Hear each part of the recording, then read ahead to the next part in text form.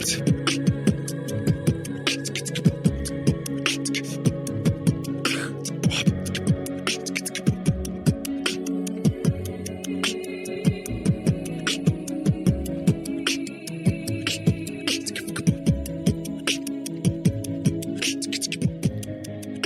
to Warcraft Reloaded, a podcast brought to you by Mash Those Buttons, covering World of Warcraft Classic and its community. I am Bobby, also known as Blazin' Bob, and today I'm joined by Mel, aka Melarina. How you doing? Hey, I'm good. Sunday, Mother's Day. Yeah, That's all I have to say about that. Yeah, we didn't know it was Mother's Day until, like yesterday. Yeah, we just scheduled the show and didn't really think about it until. But we're here regardless. Show must Happy Mother's go Day on. to all the mothers. Yeah, happy Mother's Day. And then joining the show for the first time, we have two new guests. First up is Ahmpy. How you doing? I'm doing fantastic. Yeah, and then we also have Bobka. How are you doing? Doing good, thank you. Been watching for a while, and all my friends came here, so that is a good time now to also come in and talk with you guys. So yeah. I reached out to you. I forget when I reached out to you. It was a long time ago. I think I think before TBC, something like that. Yeah, like maybe right before Wrath. But you were super busy with, I think maybe Road to Rag or something. Yeah, but I'm not usually I'm not a big podcast guy. Really? I'm more of a listener than a talker. But I said, you know what? Why not? We're gonna go on like this one. You guys seem awesome. So. Oh, that's awesome. All right. Well, I'd like to start out the show by thanking our tank patrons in Thick Lizzie, Croxford, Braxton, and Turtle Whale. I'd like to remind everybody we stream the show live at twitch.tv/BlazinBob. That's BLAZZINBOB. I want to encourage you guys to join our new Discord server. That is discord.me/Warcraft Reloaded. There's been a lot of good conversation, a lot of good show questions and stuff going in there as of late. We normally go through voicemails or emails or something, but we didn't have any this week. If you guys want to send in a voicemail, you can do so by calling 816-866-1066. Or if you're not in the US, you could go to speakpipe.com/Warcraft Reloaded. We love those. So we're going to start out the show into what have we been doing lately in WoW, and then we're going to kind of switch it up for what we normally do.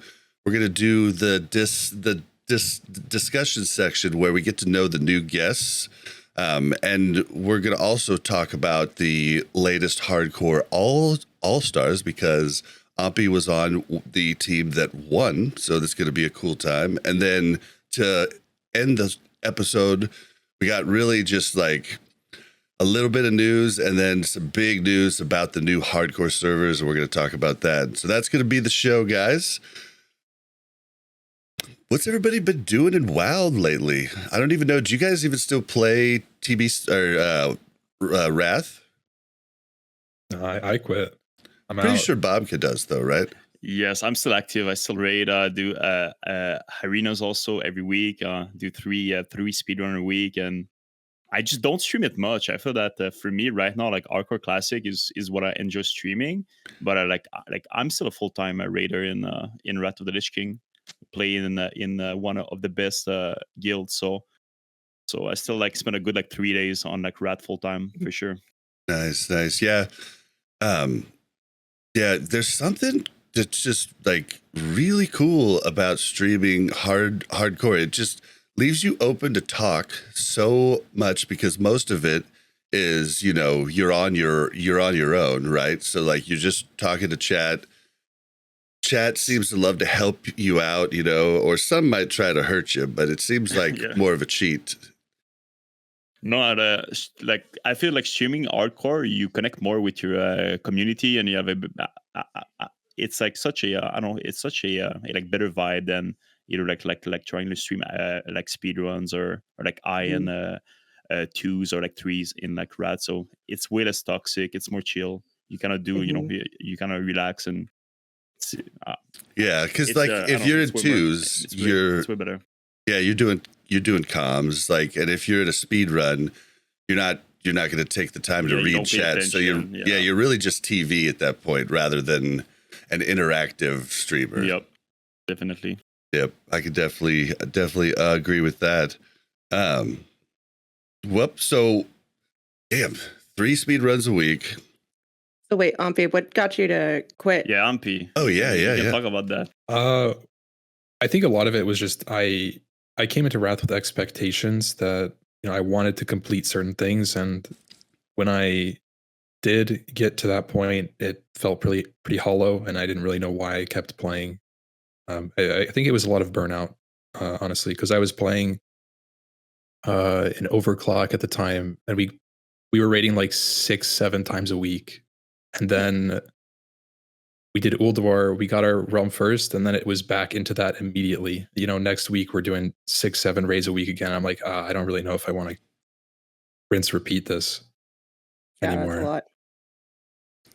I think that's what happens a lot. I think because there's the 25-man and the 10-man, and there's, people have alts and all of that. I mean, there was a long time where I was like, okay, I have to stop raiding 4 or 5 nights a week. It's really getting to me. Yeah, but in next though, like, I mean, when Ulduar came out, it was super overwhelming because it was just like 10-man hard mode gear. Like for some classes, like the combat rogue, like 10 of my pieces were from 10-mans. So I had to do 10-mans every week too, along with the others. But you quit in Nax, right? No, I quit after Ulduar. Yeah, we got the realm first, and then it was back into like 30 or like 3 hunters, 25-man, 10-man every week, and then I also did a pally tank and a druid on weekends in my own GDKP. So it was just a lot. Oh my gosh! Wow, yeah. I do 3 characters, and it's rough. Yeah. Do you think more people leveled alts and things during, like, before Ulduar, because it was, such a downtime and like TBC and all of that then Ulduar came out and they wanted to keep leveling their alts, and that's why so many people raid on multiple characters? Or have you always had 4 or 5? I mean, I've always had 4. I think that is true for a lot of people though, where Nax it's so fast. You just do Nax, you do OS and it's done in like 2 hours. Mm-hmm. You're done with that character. You don't even have to do the 10-mans. But I think the 10-mans in Ulduar really changed the game. Yeah, for trying to keep the characters current.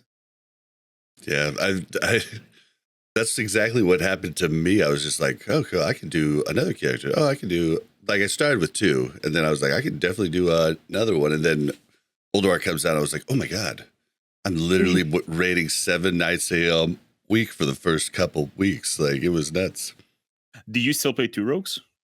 I do. I have a GDKP rogue that I've recently been running with Pummel, and then I've got my rogue that's in my guild raid. Okay, but we're not. So that's still crazy. Like 4 raids a week if you just do the 2 rogues, right? Because you have like 2 25-men, and then you have 2 other 10-mans to do until you're full base. But yep, luckily the one rogue does have all of his 10-man stuff, so now I usually will just like, if I'll only have to run that if they need me or they need help, or like, so don't have to do the 10-man on the main rogue. Jeez. But we're also definitely not as high end as you guys are. I'd say we're like sweaty casual, like I've only parsed 199 in all of Ulduar so far. So it's like business casual. Yeah, I got 98s, 97s, 96s, but like we're just like, we don't. Our guild just did PTR for the very first time in TOC. Like we never did it before. We've always just been hey, we'll progress week 1. And, for Ulduar, it was actually a blast because we just worked on 2 or 3 different hard modes a week rather than trying to do them all at one time and learn it all at once. And it was just a fun week-to-week process for us. So I think for me, like one good thing that like right now like keeps me going is that we have like pretty like quick raid nights. Like we clear Ulduar in like 58 minutes. So like we just log in and we clear it, and then like I'm done for like the whole week on like 2 rogues. So I think that like like having those fast and like clean runs is what makes me still want to play Rad. But like if I had like 3 runs that took like 3 hours, I don't think that I could spend all that time and then like try to go hard on like hardcore also. So I think that having this like quality raids definitely is the key for me to be still playing Rat the Lich King. Yeah, it's 58 actually minutes. Yeah, that's like kind of like how long it takes us. Yeah, we just got to where we're one nighting in right around 2 hours on the weekday raid, and then the weekend raid that I main tank for is much more casual, and we often we often take one of the days off, so there's not really a lot of prog time. So we still don't have 2 of the hard modes down and plus Algalon on the weekend raid. So I think most guilds like don't have like the full Ulduar on like farm with like Algalon. I think that's only like a small, I think it's top like percent that I think that it's full still clears, like 54. Yeah, I think, which is still crazy to me because I don't know, that's like the real first like art raid, right? Where people actually saw like real art boss in like classic. And yeah, there's like, a lot I of don't know if personal like that stuff. was a like good thing or like a bad thing overall for like the popularity of like Rat, having that art raid. I think that made a couple guilds break and people A quit. lot. But on the other end, like people that love like loves to speed runs and like to be competitive, I think that this is a very good raid to actually test your limits and have a relevant time and like something to brag about. Definitely. Well, Yeah, I the think biggest for us, problem. it really helped keep it interesting for us longer, right? Like Yeah. Nax got very Yeah, monotonous. Nax is like boring quick. going in, clearing, okay, we're doing it again, right? And this one, I feel like, our weekday raid is, they've got a lot of really great players and we've got a lot of really good players, right? And we were able to clear everything and get Algalon down, and it took us, a little bit of time, but we knew we'd be able to do it. I think Our like weekend raid is 5 more weeks, casual, maybe. and yeah, Yeah, we were but it kept done it with interesting for longer, I think, for us. Well, and I think the biggest problem with the classic community is expectations. I mean, you should be okay. Like, unless you want to put in the time, like you and Ahmpy did at the start, do PTR, do all of that stuff, be in a really high-end guild like that. Like, you don't just get in a high-end guild and then you just drop everything. That's not the way it works, but people seem to think it is. Like, it's a whole ton of work to be that good. And so, like, people just have expectations that are not realistic to the time that they want to put in. And, it just goes to, like, YouTubers and everything, like, oh yeah, you're gonna have no problem here. Like, it's just like, yeah, you're gonna have a problem. Nothing's better than watching the YouTube videos where they're like, break it down. They're like, it's real simple. You just do this, and this. It's true. And then like, you get in there and you're like, looks that so didn't like work. easier. Yeah. Yeah, they're ignoring, at least for us, we put in like probably 30, 40 hours every Ulduar PTR weekend it was up. So we probably put in close to like 100 hours of PTR prior to the release just to be able to get it down, that first day. Yep. Crazy. But everybody, it's getting a little bit better now. People are starting to understand more, but that was a lot of the stuff that was breaking up guilds. Like, these guys get out of these guilds. These guys, they're pretty good, but don't have that type of time. They try to join a really good guild. Then they're like, okay, well, I can't get in there. Okay, well, maybe I'll just quit. So I don't know. I think the people that are still sticking with it, good job, guys. More power to you. But yeah, so you've been playing lots of hardcore then, huh? I mean, don't talk about the hardcore all-stars because we're going to talk about that next. But yeah, I mean, I think me and Ahmpy are like, I mean, we were there back in Road to Rag.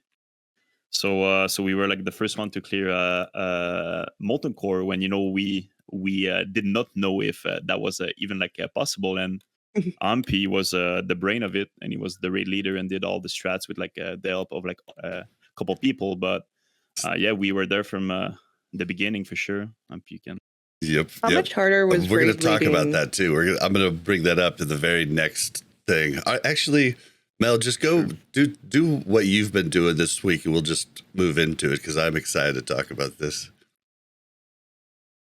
So I can't ask my question. Is that what you're telling me? We'll just save it because it's. I'm just kidding. Okay. Yeah, I have just been raiding. I think that's all I've done. I made a hardcore character, and it's where it spawns when you create it, and I haven't done anything with it yet. So, yeah, that was my fault. It was the end of the night. I'd been drinking and just started talking to stream and completely stopped playing. Yeah, I just walked away. I think that like hardcore is like a thing that you don't realize how much it's actually fun until you make one character, and then you get like That's the how whole it was sense for of us. it, and then you get like hooked. And I think that there's a lot of like players currently that did not try it yet, but just look like at it as a like classic mode and super boring. But when you actually try it, it's like a whole you like change your whole mindset. Yes. Yeah, well, get very hooked. When Season of Mastery came out, I was like, finally, I had Winky on the show tons of times, Duranosaur talking about hardcore, different hardcore people on. I was always like, that's awesome. Like, I love to watch it, but I'll never actually do it. And then the Road to Rag stuff came out, and I was like, you know what? This looks pretty fun. So I was about 2 weeks late to start, and then got my first rogue to like level 30 something. Like early 30s, died to those stupid invisible guys at South Shore. The assassins. Well, they actually chased. I got away from them. They chased me into Murlocs, and then how the story goes. And then I tried to race back. Died at like 24. I drowned like while I was killing the dude in the wetlands on the boat. And then I just kept dying earlier and earlier. And then finally just was like, I'm going to take my time, do my professions. And then I made it to my first hardcore rogue, level 60. And then Mel and I died a few times, but eventually got our druid priest duo completed also. But nice. Yeah, we were behind the boat to get in on the road to rag action. But yeah, it was here. Well, let's move into...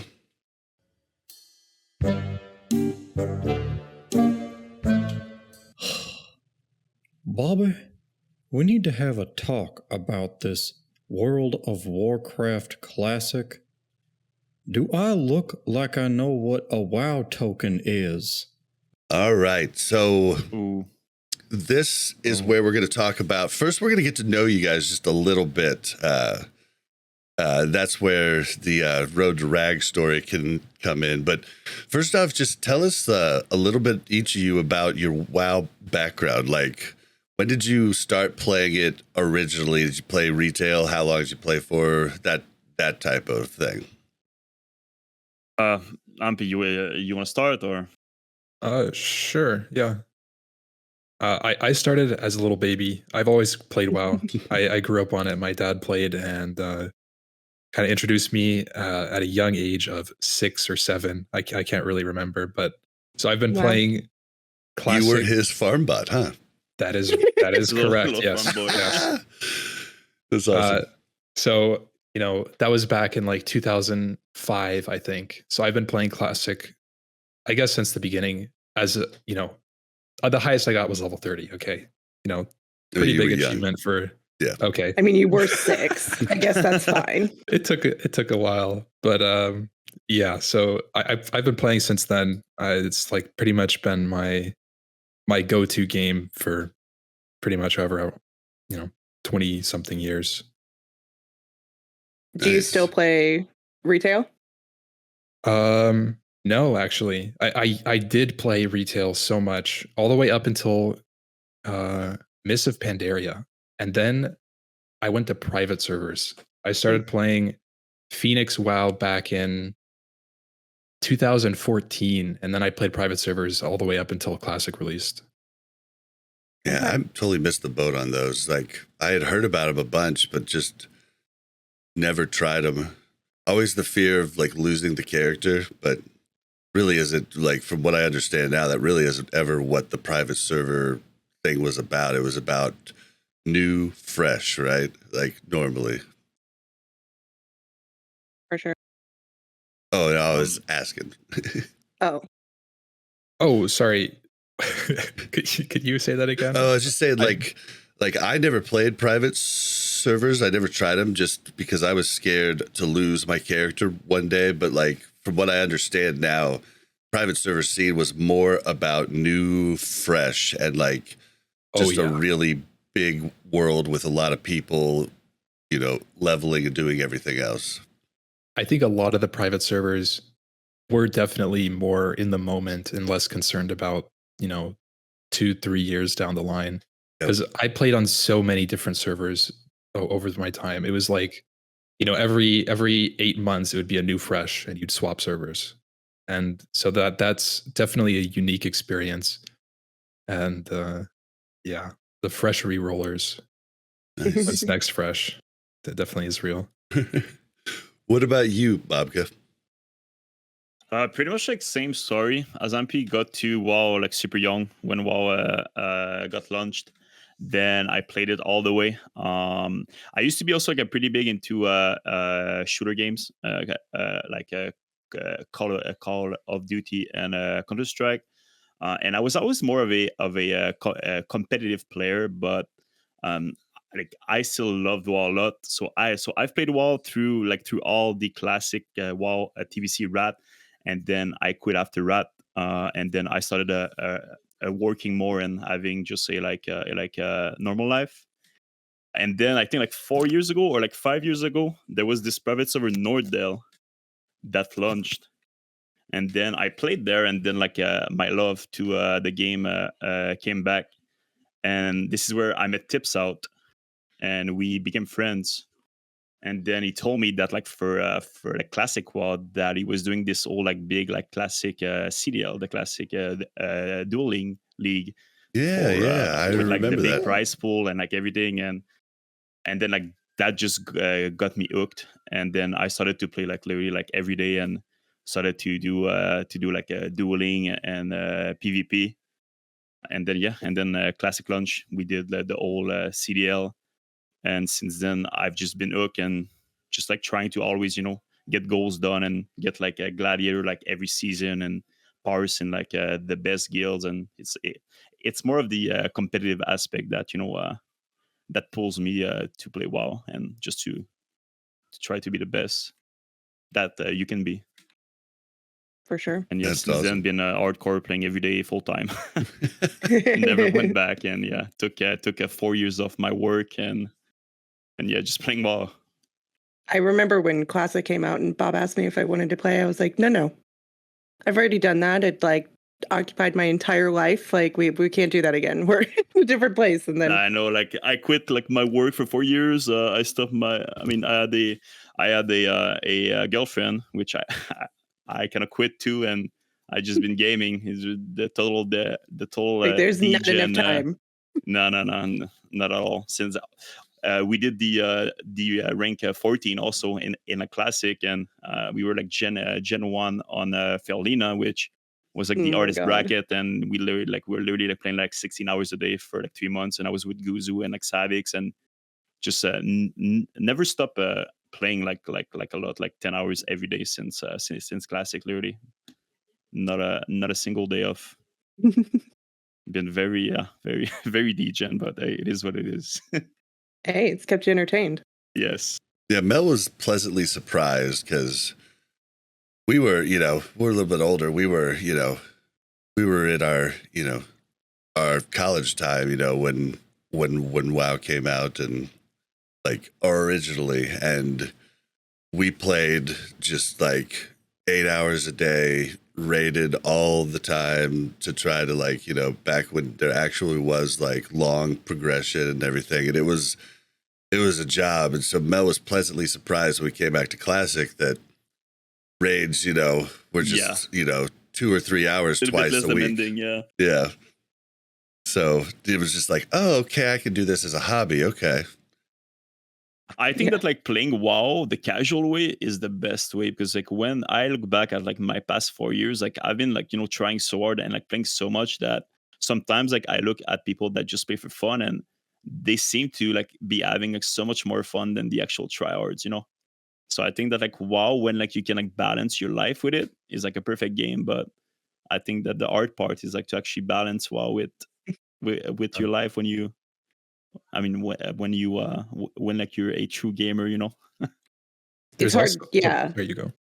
No, you're fine. I was just saying it's hard to get that out of your mind, right? Like a lot of people who are that competitive can't just go in and be okay, Definitely. I think Yeah. Ahmpy found a good balance because I think his girlfriend plays too. So I think that is See, definitely that's a the good tool. secret, Yeah, Winning the that's game, secret dude. to It's the what I balance. did. right? Yep. I was going to say about what Bobka was saying. I think it's the casual players might have more fun than like really degen players, and I think it's literally all the expectation that people put into whether it's like getting rank 14. The fun happens when you get rank 14, and then you have like 12 weeks of grinding ahead of you to acquire that goal. Whereas like it's the expectation of just logging in and enjoying your time on, whether you're playing for an hour or 2 hours is ends up being more bang for your buck. I think that's what hardcore does really well. Is Yeah. like your expectation when you log on is just you're playing and Don't staying die. alive. That's the goal, and you're not trying to hit 60 so you can get pre-bis, so you can raid, so you can do one shot people in PvP. That's like Mhm. it's not end game focused really. Yeah, Yeah. I think that's the best thing about hardcore is that it is more about that journey, right? It's every day you're just kind of like, okay, I just have to stay alive today. And then you get to like that 54 area where you're just like, okay, now I really can't die. Like this is too Yeah, far. yeah. Yeah. And it's just like, I never really enjoyed the leveling process until hardcore. And then I was like, Yeah, same. this is fun now. Like before it was always just get there as fast as possible. Can I buy a boost? Like what, like, Yep. I mean, even back in, when I first started playing vanilla, like that first trip to 60 was pretty dang fun. I'm not going to lie. But like that second trip, like I wanted to get it done ASAP. But yeah, casuals do, I think, have a lot, like everybody talks about raid logging and like, honestly, like for someone like us, like we go hard at the start and then, midway through a raid tier, we can raid log and I can go play another game, get that out. And then when I come back to like really playing hard the next phase, I'm rejuvenated, and like I feel better. So I don't see raid logging as really all that bad of a thing, but a lot of people seem to. I have never raid log. I've always like either like 'cause I've always did like PVE into PvP, so like when you're not doing raids, I mean you're like either in like battlegrounds or like you're doing arenas, you're doing dueling, and I've never been like a big fan of like raid logging. So, but I think that definitely that's like I think most people actually raid log in like WoW, and that's how they keep it healthy. Yeah. I think it's also it depends on why you're raid logging. If, for me, I think I was raid logging, 7 times a week. I'd only log on for raid and then I'd, play hardcore in my spare time. And at that point, it made me realize like, okay, maybe I actually just don't enjoy playing.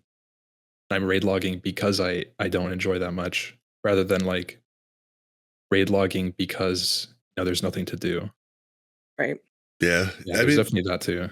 Depends on, and it just kind of depends. Like I've had a real good time in Ulduar, but in TBC, like, I was upset that I picked Warlock, but I was happy because that's the only reason I got to play so much hardcore because I was just like, I don't really want to play the lock and do anything else in the open world in TBC. So, and I didn't really want to PvP, and like I was just like, I'll just play hardcore. So I'm kind of excited about TOC because I'm going to have a lot more time to play hardcore. So yeah, TOC is Yeah, I mean, we did the PTR. We went in, clear all the boss, and I was like, "Oh, this is like the all new next phase." So I don't even think for like even like speedrunners, like that's a raid with no trash. So I think that the speedrunning meta will be very like weird because it's only your boss kill time and then how to cheese like the RP and like the cutscenes. So I don't even think that the next patch that this new raid will actually be a big speedrun raid, and I think that people will just try to improve their Old War time. And Yeah.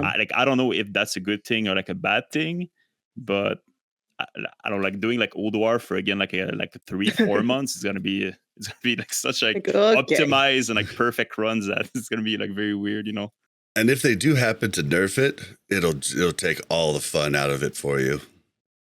Oh yeah, definitely. Because even we did the art mode, and we literally one-shotted everything beside the last boss, which is a little bit harder, but it's nothing compared to when we did PTR with Ulduar.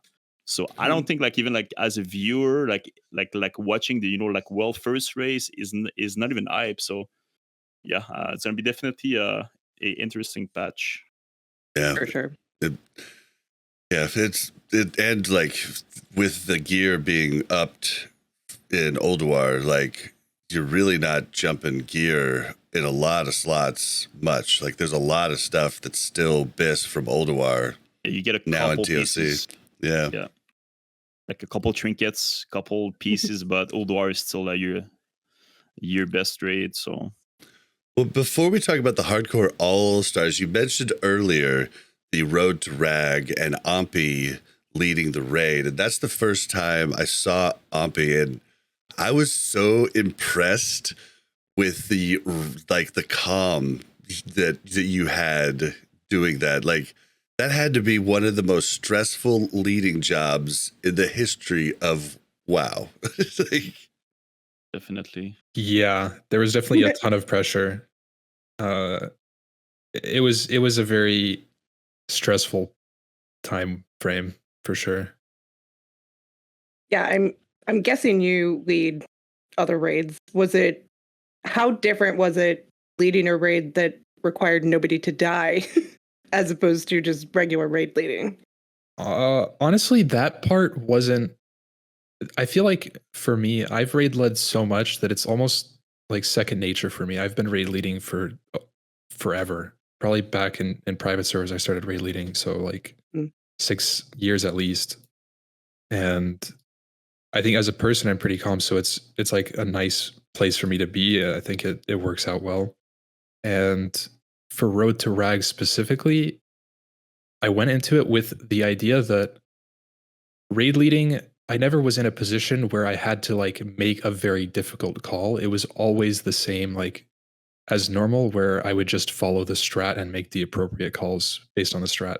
But that's where it was hard because we went into it with a no failure policy. Like to be able to kill these bosses, we expect 0 deaths. So we have to make a strategy like that.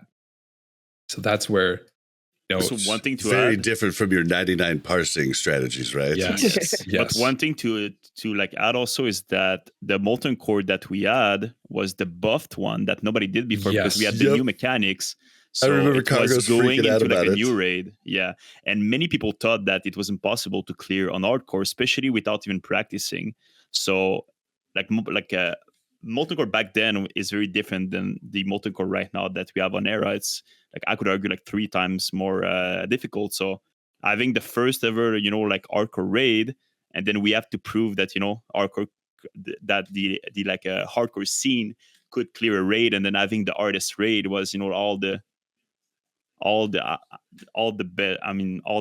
can I say that, all the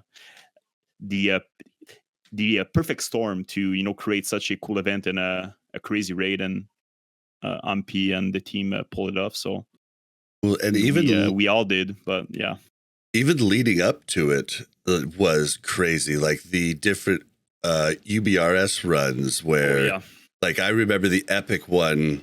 I don't know who all was in there, but I remember Duranosaur and Sarth were 2 hunters just basically guiding everybody out. And it reminded me of the Lord of the Rings when they're running, from all the orcs in the mines, the mines. Yeah. And like, they're like, all right, you go this, nope, come over here. Okay, gonna drop a trap. Then Sarth would be like, okay, now I'm gonna drop a trap. And then just let everybody out. And it was one of the coolest things I had seen. And Tyrannosaurus cool and calm and collected. And he gets out of the raid. He's like, it was so cool, and so many of those different stories, different, lots of people died too, throughout that Prebis part. More people died getting Prebis than they did Ahmpy had a number, yeah. What? I don't have it. No, I don't. No, I mean, no, I don't know. Didn't you say like that over? Like, we thought that between 100 to 200 people died total. Oh, probably, yeah. I mean, just like roughly speaking, number, but yeah, we had 3 deaths at MC and way like 100 at least deaths, 60 outside of MC, at least. Yeah. Because that was the real scary previous farm and farming is where people die usually. But I think that's kind of expected from my point of view. I feel like the raids were always super serious. Like everybody's dialed in. We have a perfect strategy. We have full consumes. Like it's really on the strategy to fail to have deaths. Right. Where like if we did have deaths, we would have lots of deaths. Yeah. Yeah. Did you think you'd have more than 3? I feel like 3 is so low. No, I don't. I kind of. We spent a lot of time, and I mean like every day we'd spend like 8 hours looking into like the raid and strategizing things, making strats and making sure that we could pull it off with 0 deaths. So I went into that with the expectation that we would have 0.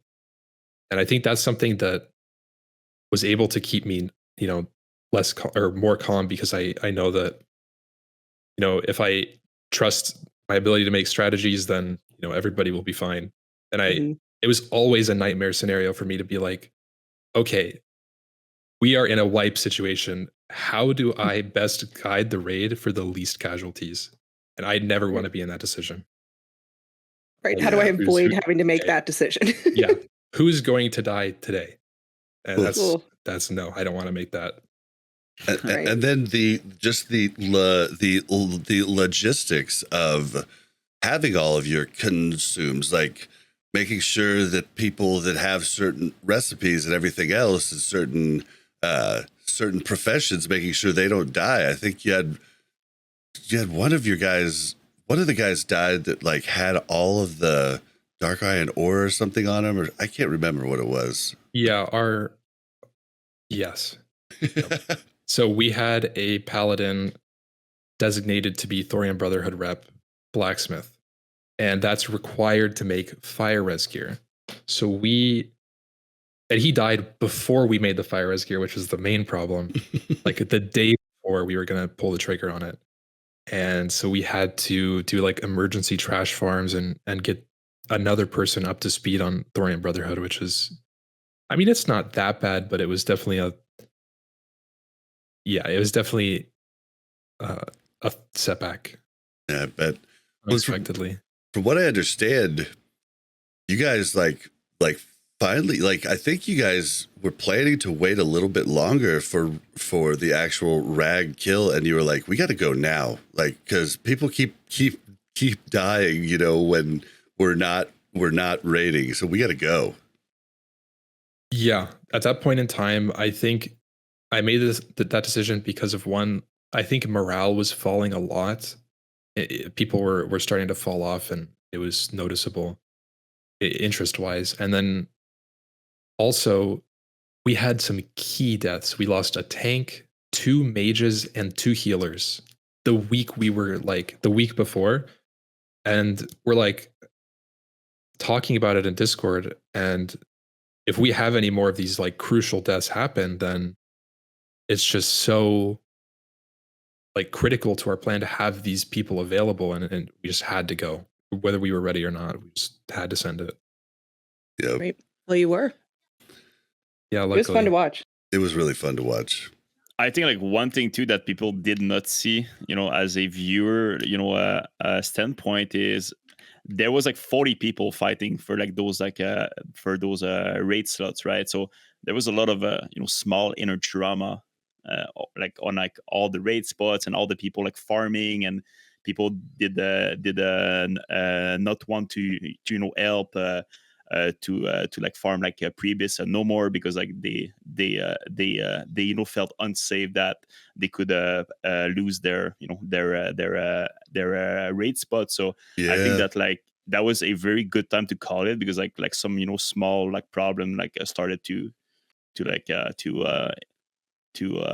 pop off, and I think that was a big deal too, that made Ahmpy choose to finish the raid and like go for it and all in, and it worked. Well, and it's a lot easier, I feel like, once you're 60 and you've got most of your pre-best and you're going to help somebody out, you really have to be the right person to be in there and not selfishly be like, okay, well, this is going wrong, I'm going to back out, right? Because everybody has to be fully invested so everybody can live. But that's something that I saw a couple times, where people like made the decision to save their character in a situation that's salvageable, and that was really disappointing to see. Right. Yep. Saw lots of different Fs and chat deaths where you're like, oh, yeah. Well, and like like the spots were also super competitive. Like, even if I had gotten my first rogue up to 60 the first time, there's no way I would have gotten in the raid. I mean, Bobka had like his your full 1.5 set, like, and everything else. Yeah, we spent. Go for it, Ahmpy. It was Bobka was the only rogue in the raid on some fights because we just needed one rogue.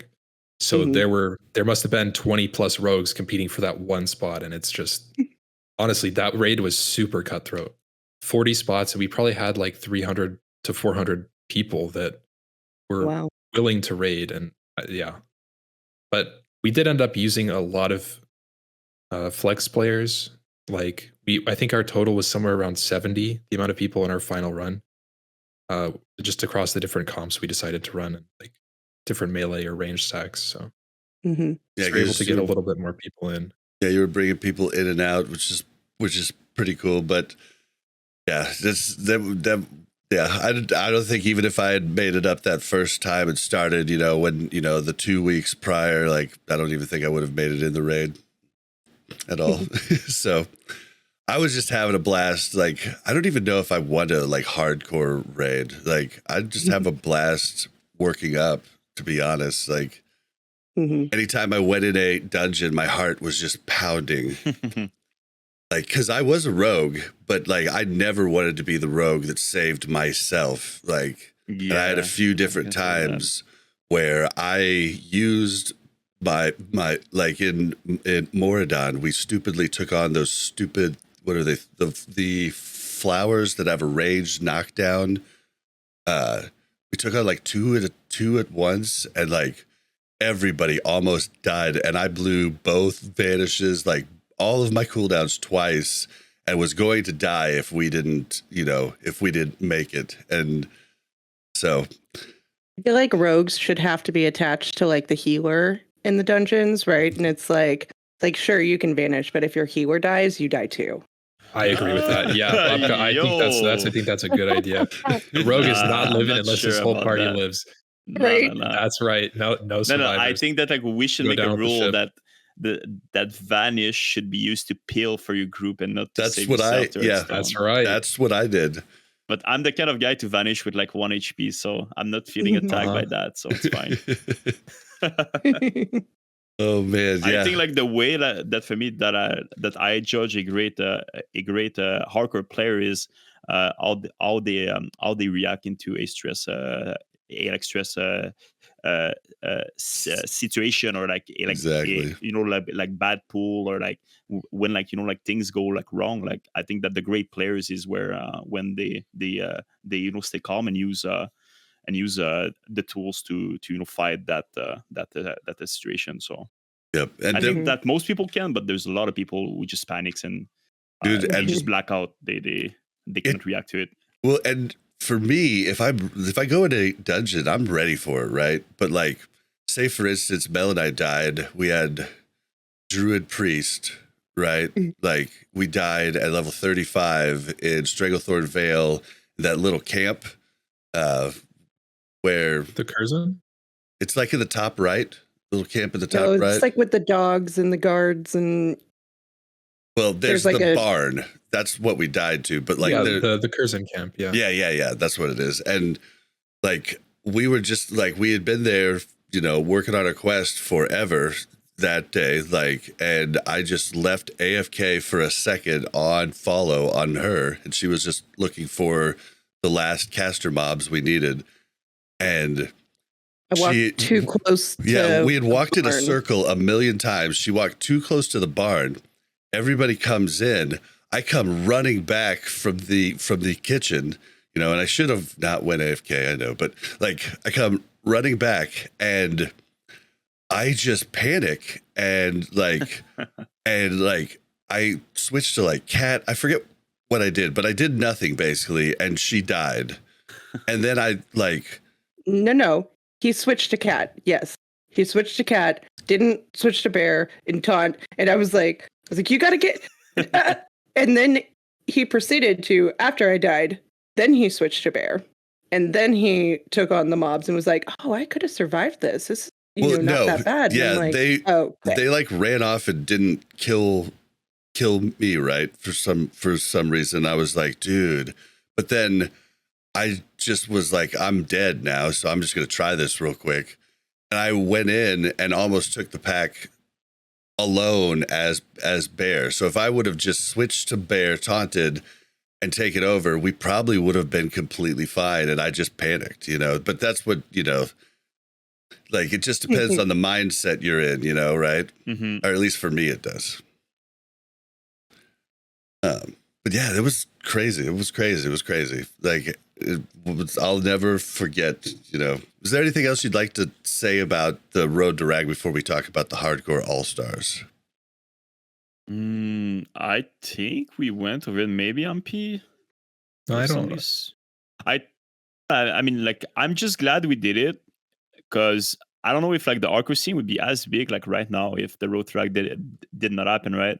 It set it off. That raid definitely like that's when Blizzard like started to look at it and they saw the like viewers on like Twitch and all the streamers involved, and I think that like Road to Rag was, you know, where hardcore actually like was showed to the world and how like awesome it is. And I think like viewers loves to watch hardcore raids because like most people just want to see a full wipe, right?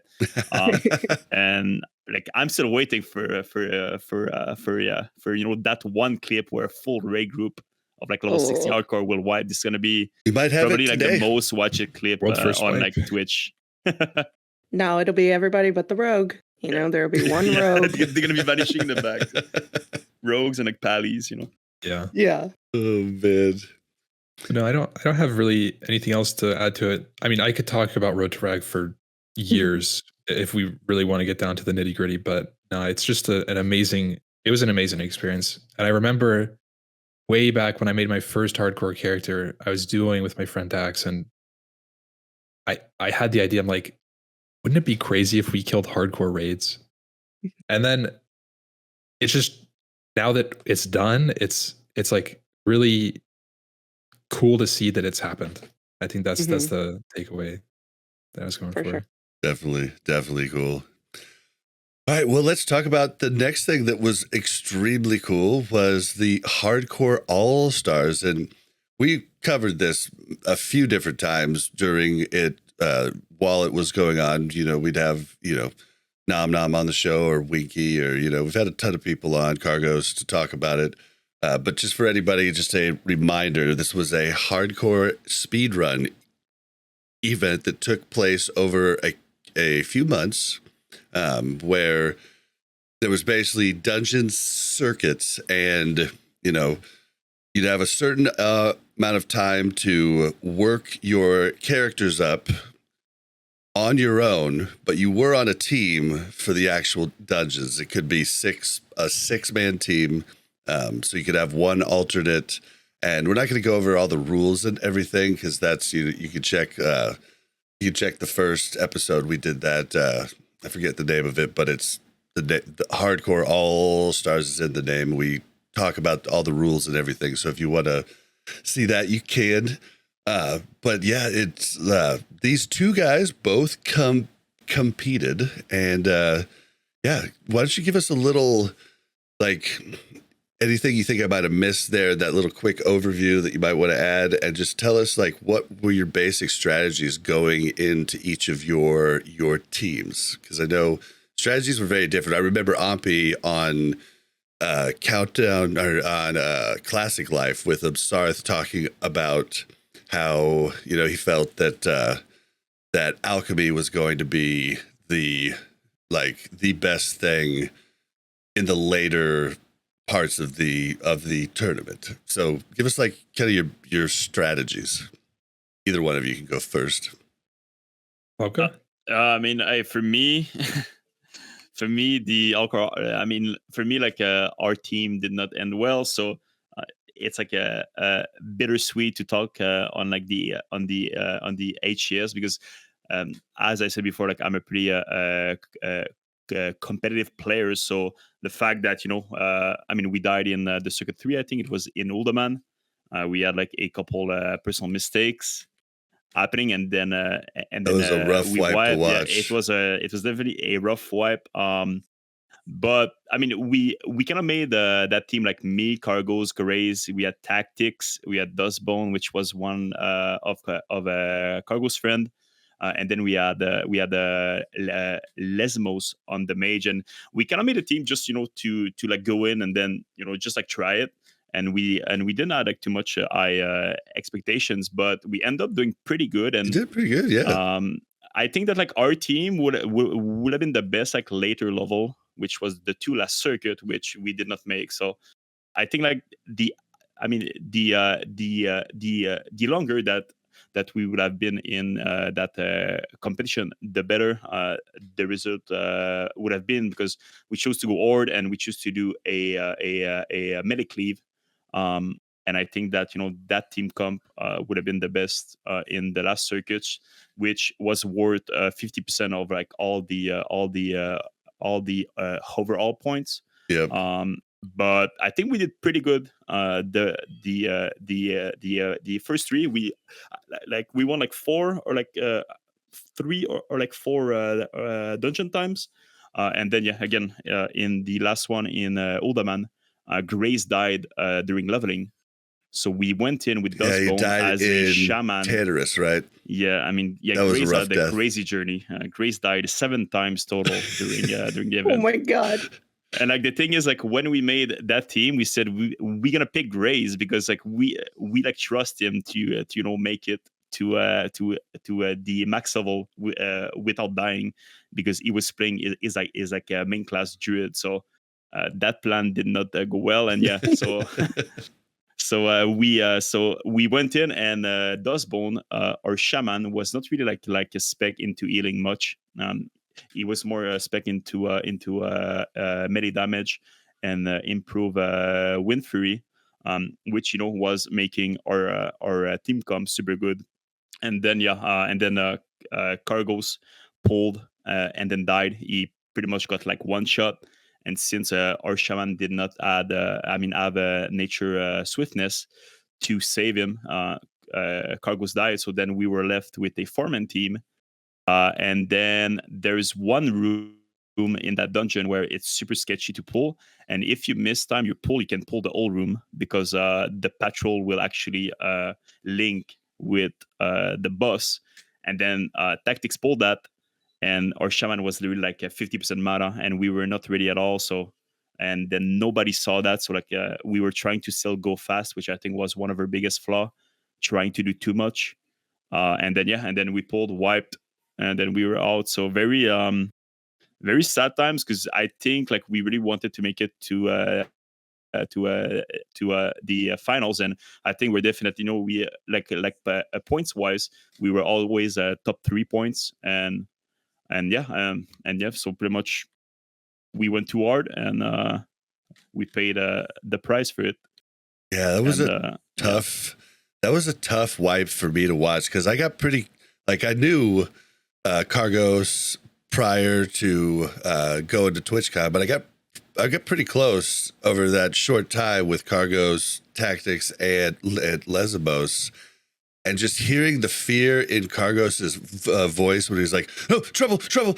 I was just like, "Oh my god!" Oh, I felt with you guys, like just how sad it was. So yeah, because like I think also just for the overall hype, like we're all streamers, and I think that like for the whole name and like for like the whole for like the whole hype and like just to keep things rolling, I think that like having like a five streamers dying definitely like I think like slowed or like made the next circuit less hype.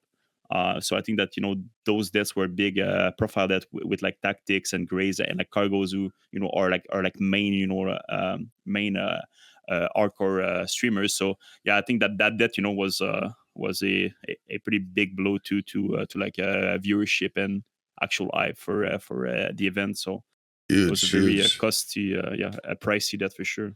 Yeah, Cargos and Grays, two of the pioneers, and then. Yeah, and then tactics, one of the brains behind Rested XP and just all that. Yeah, that also was like rough. dying. Like we were level 44, I think, when we died in Udaman. And I remember on my rogue, I had 8 days played for level 44. So I had 160 hours played. I mean, 800 and like I think 160 hours played. So that was definitely a big, like time sink. Like obviously it was, for a price pool at for $5,000, which is not, big, but still it's still $1,000 each. And we didn't do it for the actual price pool, but just for ego and like pride. So definitely like dying there mid circuit was a big blow to like your classic ego a little bit. Was it better to die mid-circuit than in this last circuit, though? I would have rather died last circuit, I think. Really? Yes. I mean, you could see it like both ways, maybe. Actually, I don't know, because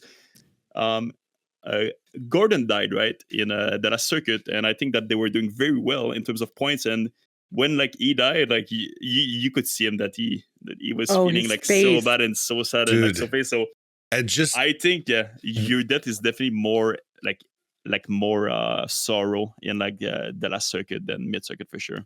Well, just to let anybody that is a good point. know that's listening. So Gordon Ramsay's team died this last weekend, and it was a crazy thing they had just never thought about. They had, I think, 2 mechanical Yetis out, and they went to go jump across a pipe, but the Yetis didn't jump on the pipe with them. They just went down and like pulled the mobs. And since there's no y-axis in Classic, like so a mob, way up in the air can still hit you if they're right underneath you. And so they had to jump down. I think I'm getting that one right, right? That death was so sad because I feel like it wasn't anything that they didn't do a strategy wrong or pull an extra mob. They didn't misplay. Yeah, and it was just like, and you could just an interaction see that you didn't know about. Confusion, right? Like the confusion on their face of like, why am I getting hit? What is happening? And when I first watched it, I thought one of the players fell down because I saw the little like icon like fall down. I thought one of the players fell off. And I was like, oh my gosh. I could definitely felt the pain there. Because even if Ahmpy's team were, the leading team throughout all of the other circuits, and I think that Gordon team was always like top 4 or 5. I said, the last circuit was worth like 50% more than all the other circuits. So I think that the team that performed very well in the last circuit, even if they were top 3, 4, 5 during the normal season, could definitely come back and like still win. And Ahmpy, I mean, we'll tell you guys, but they had like a few like misplays. So I think that Gordon teams was in a very good a spot to either like equal or even like maybe beat Ahmpy's team. So yeah, you could definitely feel the pain. We were in a position to lose, actually. If they kept playing the way they were playing and they finished BRD with no deaths, we probably would have lost the tournament. Yeah. It was great. Ahmpy Don't can tell go them race. that.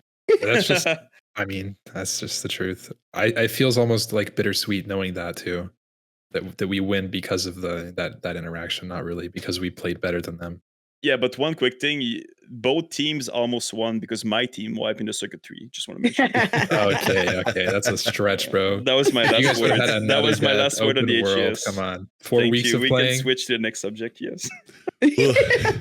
And then that Gordon Ramsay team, was they called Slow? Yep. Okay. And like the hunter survived the wipe and then finished Lower Blacklock Spire on his own. And then they had an alt rogue that, because you can't bring someone in during a dungeon, but since he got done with the dungeon, he was able to bring the alt rogue into BRD. Yeah, and they killed a couple bosses, which was just hilarious. It's like never give up, never surrender. Oh man. But yeah, so Ahmpy, what were like some of your strategies and thoughts going in to the competition? We went in with we went in to win it from the get-go, and I think we had very similar choices to Bobka's team comp-wise. Actually, our comp was exactly the same, just Horde versus Alliance Mirror. So they had a Shaman, we had a Pally. It was obviously the better choice. Of course. I mean, Winfrey could have been amazing. You guys didn't even see the result, okay? We're almost there, almost. Right, and we never will. And I'm upset. You're right. I'm upset too that we won't, because like I was excited to see that. But no, Pally was definitely a great choice, and Ahmpy team, I mean, he can sit for himself, but they were more like relying on Ahmpy doing damage with his mage, and us, we had Leslie, but we were still going for a melee cleave ord because we had the shaman, which was like giving us a win fury, and then we were bringing the mage whenever like we felt that we were doing bigger pulls. But yeah, I think that Paladin and Ahmpy's comp was definitely the best comp if played correctly, which you can keep going MP on that. Yeah, so our comp is pretty much the same. Pally, Hunter, Rogue, Mage, and then we had a priest healer on the bench that we'd swap out with the Pally depending on the dungeon, because sometimes like if you guys watched the final circuit, there was a ton of mind soothe skipping, and that's like a huge reason we ended up wanting to run priest, because that can be so impactful, skipping many packs at a time just with one class. It's amazing. So, For sure. So we decided to opt in for the extra healer swap, whereas Bobka's team did a DPS swap with druid / mage. But yeah, so that was our initial comp, and then we had warrior tank. You lost the warrior yes, tank. We did have, yes. Yeah. Keyword add. Yes, exactly. Keyword add, yeah. Exactly. Who ended up perishing so close to the end at level 54 in Felwood. Please stay away from that quest on real servers, guys. It's do not recommend going there. I think like 3 people almost died in the HCS on their warrior. Calyx almost died. Yeah, Calyx died too there almost. So it was almost even, man. What quest is this? The forces of something. It's the Satyr quest in Felwood with the Shadow Stalkers. They're nasty. Yeah. Oh yeah. I Okay. think Peo died too. If you guys watch Peo, that's where he died with his warrior also. So it's definitely a warrior slaying quest. Isn't that the one? Yeah, that's the one where it's got the mobs that will actually like mind control you if somebody's close to you or something. Like if there's more than one person around or something, like that's when they can mind control you. I think. Yeah. They have a mind control. They have cripple. They have a 30-second poison slow. Just nasty nice. mobs. Oh and their stealth, and they pull in bolts, packs. yeah. Like it's absolutely just anti-hardcore right there. Yeah. But yeah. Just Anyways, don't do so yeah, exactly. So we had the warrior, but for going into that, we had a different mindset where we thought that we would get the most value out of Invis instead of Engie. So we were the only team that ended up doing it with 5 alchemists. So we had 5 alchemists, and then our rogue was engineer. So that we still had some utility and she could stealth through. So kind of worked But we didn't really know about the super sweaty strategies later on. I think now that we do, I would say running 5 NG is better.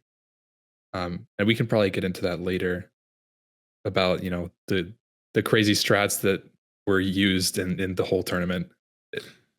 Yeah. Well, I mean, we could go into that because it wasn't your team. It was I thought it was Slow was the only one to actually find and get the improved invisibility pot. Is that right?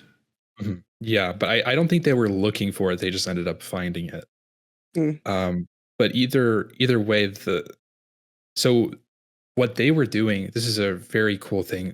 There's a quest called I think like Ungoro Soil, right? It unlocks Moragrain turn-ins, which are for Darnassus rep, but when you turn it in, you get a little care package, and that care package can contain a numerous, different potions or elixirs or whatever. So what they were doing is getting the benefit from engineering and alchemy at the same time. Wow. Which was crazy because they, Gordon himself said he turned in like 160 Moragrain turn-ins, which is thousands of Ungoro soil. So he's spamming this every 10 minutes to get this Moragrain to turn in, once or 2 times a day. And it's so much work for this little tiny thing, but it ends up becoming worth it because that's the whole benefit of alchemy is you get the, 2 hours of extra, mongoose or oils of immolation or whatnot. And right.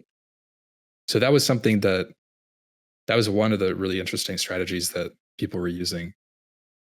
Yeah, but then actually when you could turn 60, you're able to trade, right? So then all of a sudden they could like mix and match everything that they had gotten too, which is crazy. That is crazy though. I didn't even realize you could do that. There's so many different sweaty. I mean, weren't all of you like basically spending like all of your free time fishing just to get greens? Yeah. Fishing was a huge part of early game. I think less so later on. But yeah, early on, circuit 1, 2, and 3 were all about fishing. You'd go to the coast and see all of the tournament players, lined up, competing for the same fishing pools. You have like, what's the lake called, Bobka? The Merc-Fallon Lake. Yeah, the Merc-Fallon. The Merc-Fallon in Stone Talon. That's right. And you have like 8 different people there, and they're all fishing in these sagefish pools. You have like grays running around in the fish form, beating people to it. It is a blast. And fishing, like we had a add-on called the Auto Biographer to track your character progress and like everything you do, and then you had the option that you could see how many fishing casts your character had done, and by the circuit 2, I mean I and like Ahmpy and I think like a couple people too, we had over 10,000 fishing casts in game in 2 circuits. Yeah, and that 10,000 fishing guy is like maybe like I don't know, like in hours, but it's a good like minimum 6 hours a day of fishing every day. Yeah, we would literally sit out there 6 hours a day every day. Sometimes 12, sometimes like 14. Yeah. Like I would do my like a rat race, and I would fish. Like I would spend my all day fishing because you always wanted to get that that like little. It's called iron bound. I mean you had like multiple boxes, but you would fish, and then I think you had a like 3% chance to get a box, and then in that box there was mats and like leather and like like cloth or like whatever, like potions, but also you had a small percent chance in that 3% to get another 3% chance to get a green. And then that green was a random green over all the classes. So that green, then you had another 3% chance to get it for your class. And then if it was your class, you have to roll the stats that you needed. Yeah. So it was crazy degen gambling. Yeah. Oh my gosh. I fished up probably 500, 600 ironbound trunks or mithril bound trunks, which is the level 45 version. And I got 2 items to show for it. Limited invulnerability potion, which, that was a really cool find. I will say that was cool. Oh yeah. That's right. Yeah. And it's solo self-found, so that's a world drop. It's so hard to come by. Like I got it at level 40. So that was pretty lucky of us. But and then I got pants. And then everything else was just vendor material. I had hundreds of gold at level 60 I didn't use. Oh god. That is crazy. So, okay, so how many times did you wake up in the middle of the night from a dead sleep to the sound of the fishing bobber going off in your head? What is sleep? We used to spend our whole night fishing. That's the key, because you wanted to fish when the casual players you used to go to bed or like work. So you would fish, like those were prime time fishing time. Because the normal players use, to either sleep or work or do other stuff. So this is where you wanted to fish, or you cannot sleep technically, because during the day you would like farm things with your team, or you would like make strats. So it was very time consuming for sure. Did you find any good shows while you were doing that? Because you had to have watched something while you were doing it, It was right? good streaming content. No, it's streaming content. You streamed it. Because then you also make money stream. with it. Yes, because then you would ask for subs, and then people would choose the box in your stream in your bags, and then you would like kind of make it like a gambling show. So you were like double dipping. Technically, it was super good content. That's We made awesome. hundreds of subs with it. So yeah, me and Bobka used to like do box opening streams. We'd fish over the night or through the day and then stream that night. And I would have People like would go 60, crazy. 70 boxes. You open all at once and it's like an hour of unboxing and you just see what you get. And usually it's trash, but there were some pretty cool items we get. But that is hype. Yeah, that is cool. yeah. Bobka, what do you think was the scariest quest you did? Because that was a big thing. Scariest quest you did. Because you guys were doing really high level quests to get the quest rewards, right? Could you quest with your team, or was it still individual? Okay, I thought so. I was just making sure. Self-found. Yeah, it's all self-found. To be honest, I'm gonna be honest, and like I approached that tournament that I just wanted to make it to 60, even if I trusted in my class. Like I didn't do too much risky stuff, and I think that I think that like the more risky quests would have been in the last two circuits, which we didn't make it to. I think that the one most risky thing that I did is when I was streaming, I was in a cave, and then there was a PvP flag player, a rogue, and then I said, "Do I kill him?" But if I choose to kill him, and that was a bait, would have died too, because like that was my choice to flag, and I choose to flag and then kill him, and thankfully I won that duel, and that was probably my riskiest quest or you did do moment. it? You did kill him? Yeah, I did. I had some risky. But Ahmpy did some pretty sketchy stuff. But you play a mage, so you play the most broken class in class. That's right. That's a cheater class. That is rogue. Okay, no, mage is on a whole different level. Okay, classic. you can do stuff that like a rogue would never be able to do. Yeah. And, in a million years, it's really hard to compare both, because mage, when you actually know what you're doing, you can pretty much do anything, like literally anything. But yeah, Ahmpy did some pretty crazy stuff. Yeah. Well, before that though, do you know back in Merkfallen Lake, if one of us PvP flagged, would you attack us? Just be honest. If anyone but you, because you're a mage and like a low level rogue cannot really be the mage, I would have done it. Yes. Okay, so that's interesting, because there was a point in time where LN was going to flag and we were going to log in once you attacked her and kill you. Oh, so you guys were trying to get... Oh! We were thinking about it, but we didn't end up doing it. I was just curious. If it to be honest, I would have done it, I think. So thank you for telling me that. Yeah. Just clearing that up. You guys are shady. Holy shit. It's like the day before Circuit 1. About to just... Because I remember Ellen like taunting me to like duel in like Felon Lake, and then I think she was testing my limits or something. That is great. Yeah, we had some crazy moments for sure. In Circuit 1, I had some crazy quests. We're like level 21? Is that right? I don't remember. But Circuit anyways, 1, yeah.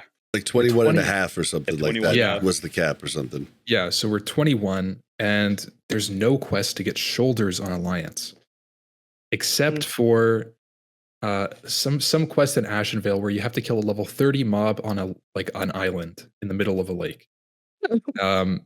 So that's fine. I was like, oh, that's pretty easy. Just level 30 mob, right? But then we ended up playing on EU servers And it turns out on EU servers, water doesn't work. So when you pull a mob and the water, you're trying to bring it through water, it'll just zip line like straight down and it won't swim, it'll reset. That's like What? basically so mobs can't swim a lot of the time on EU servers. Yeah, it's a really weird thing that So- by the way, fix please, Blizzard, please. Yes. that would Wow. be Yeah, fantastic. please fix. Yeah, please. Yeah, That's so such a weird like server Many thing. deaths happen because Right. of like many bugs and many people lose. Yeah. I mean, lost Ellen their, died to their that, character. actually. Yeah. she pulled a Murloc, it ziplined straight down and she got stuck in combat, and then it like charged her from below the ground and killed her with like 100 damage at like level 20. my- Anyways, that's EU water. It's broken. So I had to figure out a way to get this quest done. And what I ended up doing was face tanking a level 30 mob as a level 21 mage. And Yeah. when you like as a tank, you can like stand in front of a mob and like kind of push it back. Yeah. So I pushed it back off the island and pushed it back all the way through the water, like 45 yards, while face tanking a red mob to get it through the water without dying, and then Kited. bring it to a spot where I can like pathing bug it and kill it over like 20 minutes because it Wow. resists Oh my every God. hit. So that was probably the most. I have a video of that actually. It was a 20-minute fight to kill Oh my that mob. God. Were the shoulders worth it? Oh yeah, they were the only shoulders acquirable on Alliance at that point, I think. That's crazy. Did one of you have one of the warriors that did the whole like 3-hour mob pathing thing to get the whirlwind axe? Was that one of your teams? It was Oh, Tactics. Yeah. I mean, Tactics was the first one to do it, but he didn't like showed how he did it. And then once he did it, I mean, I think that like more warriors said, okay, then if he can do it, like there must be a way. And then at the end of the circuit, like I think like people like found like 3 ways to like actually do it. I think like all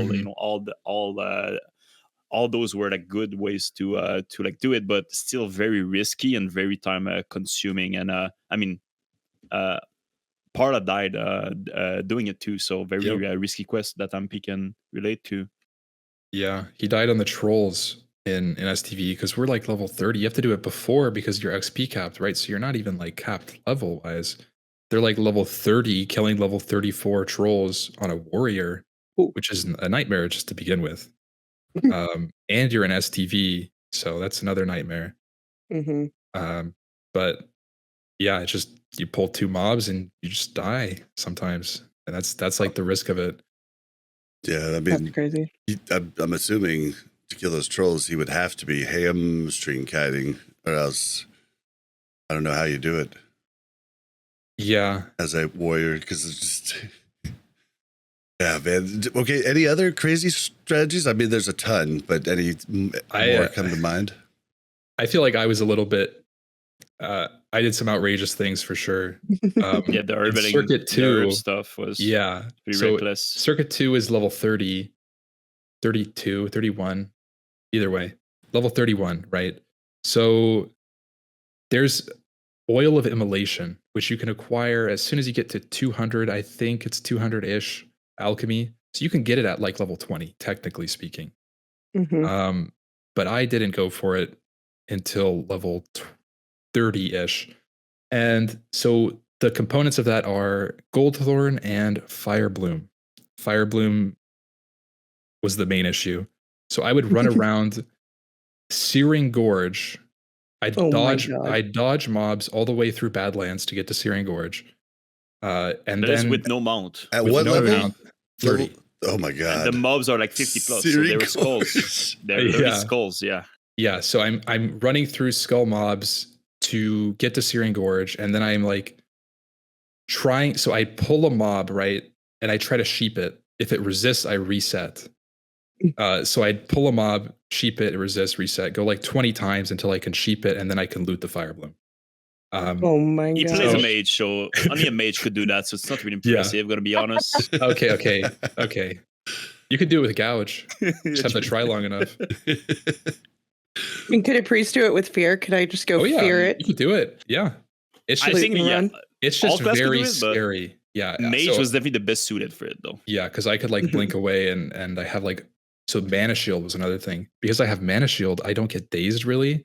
So I could just kind of face tank them. And I have like 2000 mana, 1000 HP. Even though they hit for like a third of my HP, I just mana shield every hit and burn through my mana before my HP. And that was one thing that let me survive a couple times. Yeah. So those were some risky times, but it was a lot of fun. Yeah, and sure. chat to say the rest of everybody else just ran the coastline in Fishing. Ragnaros. Right. Yeah, there were like 2 spawns you could get in Daenerys. You had to like sit and camp them. So people had like 30 oils, but I had like 200. Oh my god. Damn, that is crazy. Yeah. Like one thing that we could talk about more later too, and like with all this fishing, you know, like you used to spend like 6 hours, 8 hours, 10 hours, and when you were not streaming, like you could only watch shows or like think. And I remember on that lake in the Circuit 1 is where I thought about making a guild for actual real servers, and this is where I DM Ahmpy, and this is where like the old guild that Ahmpy is making right now, like the old the seed started because of like fishing technically, and then like that's the thing that we can talk about more later. But Ahmpy is making a very crazy guild, and he's making a comeback to as a raid leader for the official Fresh. So fishing definitely helped us to Gave you start the time. that to start that new guild. So Me and actually Bobka, funny event. 4 a.m. Yeah. North Valley Lake, just the only two. We're splitting the lake in half, like leapfrogging each other over the pools. Like, you know what could be cool while we're doing this? I mean that's a lot of time to think. That's pretty much it. Like I think my DM was like where is he going to play for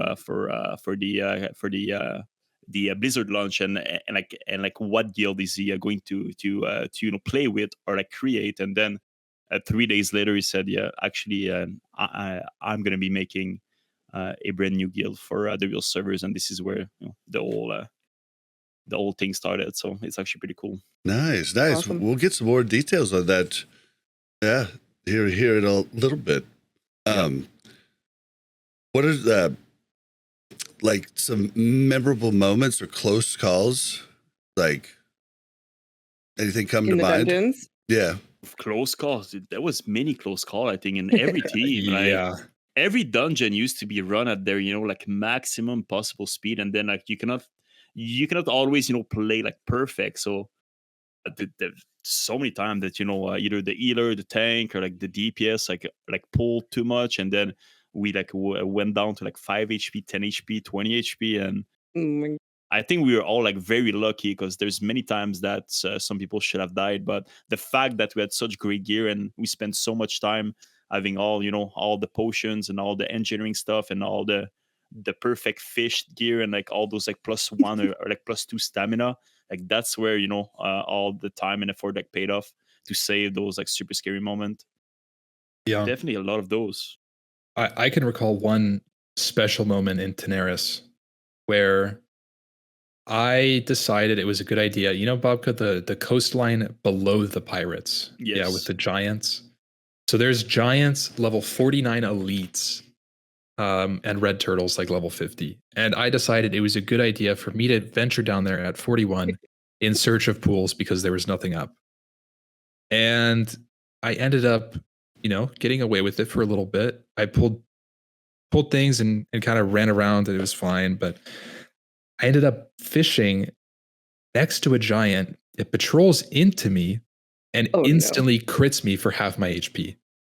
Oh. First hit. And keep in mind, I'm a mage, right? So I'm like, okay, I'll just blink away. That's fine. And then this guy runs at me. I look at my weak aura. He's 143% movement speed. So he will catch me. And I end up living by spamming mana shield. And I have like 2% mana, like 20% HP. And it finally resets on me. And I was just, I oh my God. could have died there. And I don't know if I would have been able to make it back in time. If I'm Oh being my honest. god, that's Whoa. terrifying. That And then is I feel like terrifying. when you're trying to reset something, like there's also this fear of like making sure you're doing everything you can while the mob's following you so that you don't die, but then also making sure that you're not going to run into any other mob that you would Right. have to reset Yeah. to. Yeah, in the middle of Tenaris Right? Yeah, that was very close call. That's always Oh my- the worst. Kexec reminded me too. Okay, in Circuit 2, we're farming a rare mob together. We're both camping it for a necklace, and we decided it's a good idea to duel. Dueling is fun and God. hardcore, right? Especially near enemy mobs. So we ended up dueling, and for some reason, Kexec decided it was a good idea to fear me at 20% HP in the duel, in the Oh, middle of a no. farm, surrounded by red mobs. And it turns out you can't forfeit a duel while CC'd. So I end up, he doesn't forfeit. I'm just running into a pack of red mobs, 20% HP, feared. They hit me like 5 times. I end up like 5% HP. He finally forfeits. I'm able to blink away. And then he comes and helps me. And then, okay, I make it out. I end up living by the skin of my teeth, and they turn on Kexec. Oh And no. he almost dies. Them chasing him. He has like 12 syndicate assassins on him. And Oh we're my like trying to God. kite it out. Oh my god. Imagine having a double dead pre-circuit because your team wanted to duel. That would have made the best drama ever. Dude, I am swear. so disappointed I don't have it recorded. It's actually, oh my god. I think that was the closest I was to death. Yeah. Yeah. Oh my Wow. god. Outside of also Sunken Temple, I would have died if Aranicus crit me. That actually would have happened too. We could have wow. lost that one.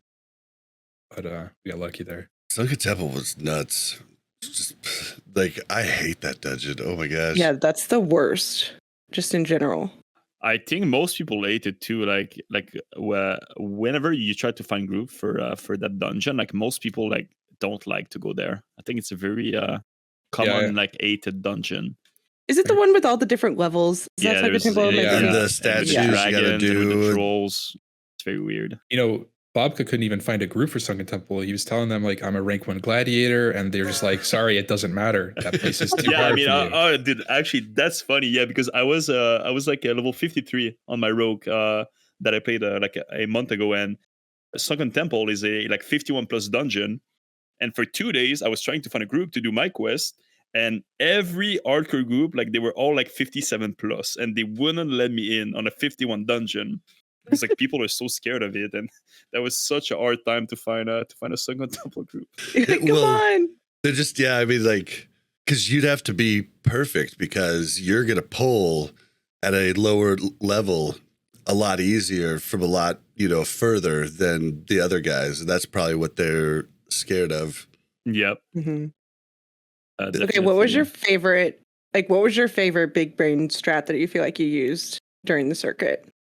Oh, please tell me. Yeah. For us, if I can say for us, like we didn't add any insanely big brain strat because I think that to make big brain strat, you either had to have alchemy on all your team, or you had to add a pally, like either like for like freedom, bubble, bup, even like when Ahmpy's team did the target dummy with the bup in like Scarlet Monastery. That's like a very sick play, but you need to be alliance. Also, like when they use their light of Heloon, that was a super cool play too in like a BRD. But as Ord and as a melee cleave, sadly for us, we didn't have like much to offer in terms of like crazy strat. But we did some like stealth mission. Like we had Graze and me, the Rogue Druid team, and like we used to stealth, and then we used to go like kill boss. And I think like that was our like craziest strat, but there was nothing crazy compared to what Alliance gamers could pull. And Ahmpy had some pretty cool strat with the use of pally and engineering and the quest items. Yeah, the last Boston BRD over the weekend was pretty dang cool. You guys saved your light of Elude, pulled all of the mobs in, AoE'd them, and then Ahmpy kited for a bit till I think the hunter took it over. Sick. Yeah, it was such a cool play. And didn't the Hodge drop? Yeah, for yeah, we your got team? lucky there. That was amazing. We had some pretty good loot. Yep. Yeah, who was the team that looted both of the things in both the swords that combine into one sword from Azul Drak? That was a pretty cool thing to Wait, see. in Zul'Farrak? There was Yeah. a team that did it? Yeah, it was Oh, Calyx. really? Oh, Calyx got it with the team, so Gordon Ramsay team. Yeah. Oh. Zul had some pretty cool strats too. They had a stealth mission to pick up the pike and Elbers with a hunter pet pull from like I saw that. That Narnia. was really cool. cool Yeah. too. Yeah, that was super cool. And then your guys' strategy in Dire Maul, you went and talked to the tree that you have to talk to go to the last boss. You know, without the rest of your team. I love the different strategies where the teams would split up. Like that was pretty cool. Yeah, those were Yeah. cool. I think if there was another season, I think the strats would be out of this world because it would be like what we have now is the baseline, not like the standard runs. So I'm actually really excited for a circuit or a season 2. Honestly, there could be so much really insane, like cool strategies. And I think that's something that happened specifically in the last circuit because there wasn't very much trash requirement. We saw like some crazy skips and risky plays just pop up. Yeah, I do actually you liked like the that trash change. requirement or not? Like, would you prefer the whole circuit be without a trash requirement? I think there's definitely a balance for some dungeons because, like, you know, it would be kind of lame if it was just running through from a evade spot to the boss to a new evade spot to a boss. Right. But, like, in the same sense, I think the last circuit was really successful in like Elbers specifically and BRD because there wasn't a trash requirement. So I'm not really sure. I think that's the whole, you know, using slow fall to get across. Like, LBRS was pretty cool to just watch the different like thoughts on how to route. Like, I thought that was really cool. Yeah, definitely. There's so much freedom that the teams have. Like us and Slow had completely different routes, but it was the same dungeon. I know that was crazy. Was it you or Slow that did the thing where they went down, killed the ogres, and then were able to wall jump back up? Yep. And then stand on like an invisible like plank and then slow fall. So that was crazy. It's not invisible. It's just very hard to see. Yeah, there's like a tiny pipe there, like sticking out of the wall that you can like wall jump onto the wall and then jump from the wall to the pipe. And then if you have pack or skull and slow fall, you can make it back up. So that's a really cool jump that I think we wouldn't even be able to see if there was trash requirements. Right. Yeah, it was nuts. And DM East. You know, in DM East, we even had like, I wish we were at level 60. We had an invis. So when I split up, I was going to pull all of those ads in the room so that the team could get by pretty much. And then they would invis out and I'd reset them at the bottom while I'm talking to the tree. But we ended up not doing that because we didn't have invis potions. We weren't able to trade. If we did that, we would have ended up killing like 6 mobs in DM East that wasn't bosses. I think that is the correct count. Yeah, 6 or 7 mobs depending on the spawns. Yeah, we were kind of confused when you first came into DM East. You guys dropped down, and the solo satyr came out. You guys reset it rather than just killed it. We were kind of confused on that. So we weren't resetting that mob.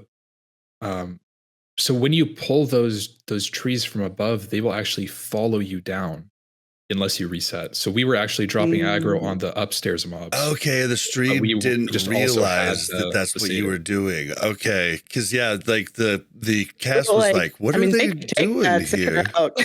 Yeah, they're like, it seems like they're wasting time here. Yeah, I watched that back. I was like, damn, feels bad.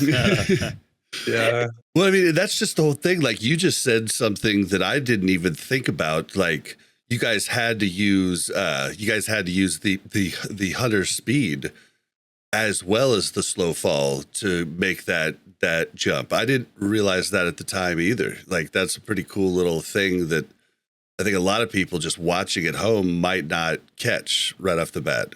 Yeah, and it's also a jump we just like kind of, it's like done. You just do it in like 3 seconds and it's over. You're not doing it again, so it's hard to really break it down on a stream like that. Yeah. Yeah, but I that's just cool. want to say, like, we are the craziest strat ever, but sadly, you guys will never know. Yeah. Keep talking. Okay. That's right, Bobka. It's like you would have just you would blow your mind. That would have been crazy, but you will never know. Can you give us a sneak peek? I would have to go through my spreadsheet. Okay. It's deep in my Discord, sadly. Yeah. Can't find it. Oh man, yeah. Was there any other team that did anything that really surprised you? Like you're like, wow, I never. I think that Vidir was putting some crazy play. Like they were playing with fire. Like as much as they did very good. Yeah. Like I said, like me and like my team, like I said, guys, we just need to, take it like not too crazy. Let's make it to the last circuit. And I said this like day one. I mean, like after the circuit one, I said these teams are like playing so risky that they're gonna make like they're gonna fuck up for sure.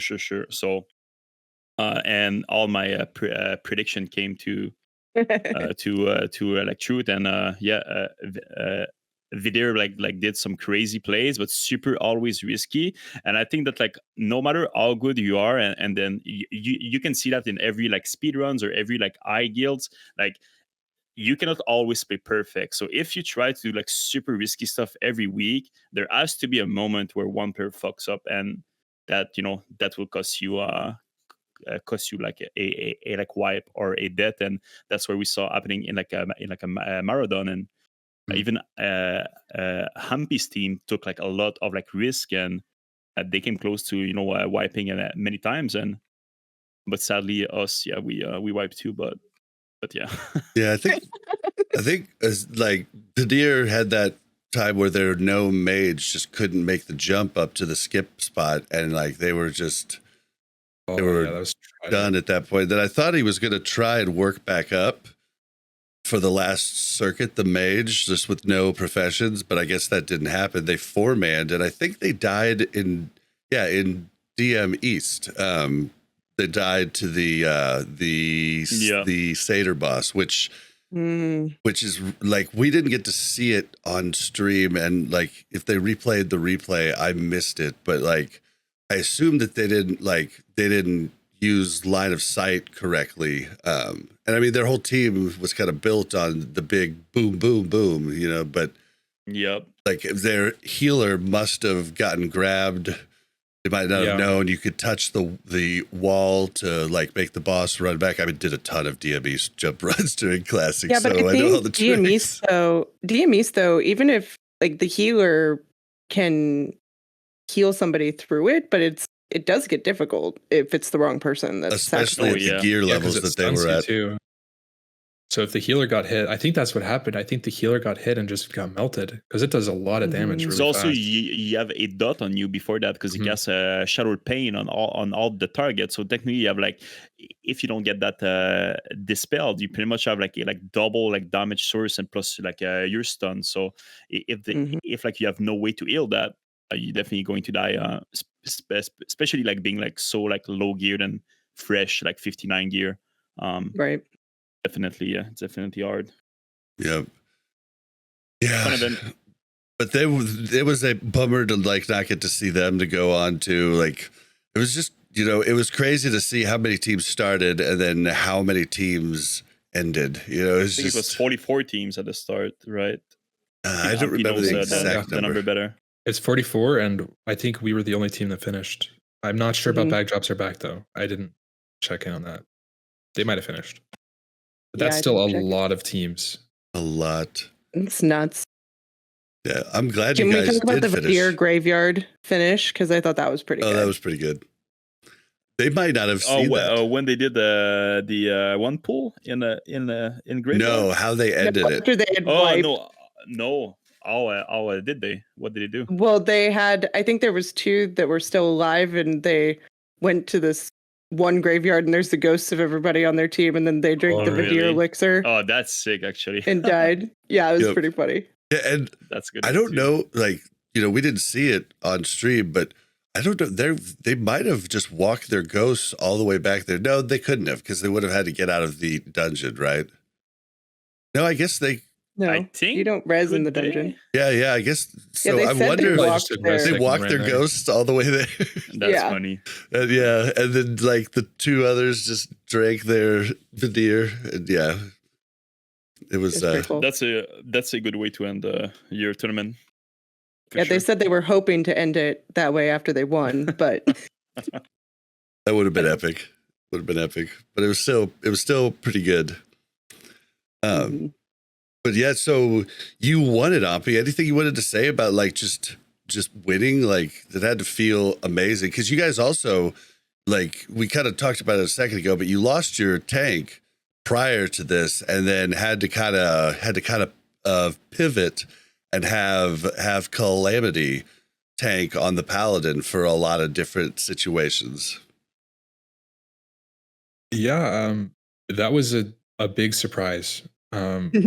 Honestly, we were pretty not necessarily afraid, but like worried about that because I don't have very much experience with pally tanks in dungeons, and we don't really have a taunt. So Yeah, there were some times that, like on Amp, for example, where after the one pull, I just had aggro, and she can't get it back, so I'm just tanking now, and we just had to figure out a way to deal with it, and that's what we were worried about. But like, it ended up being okay.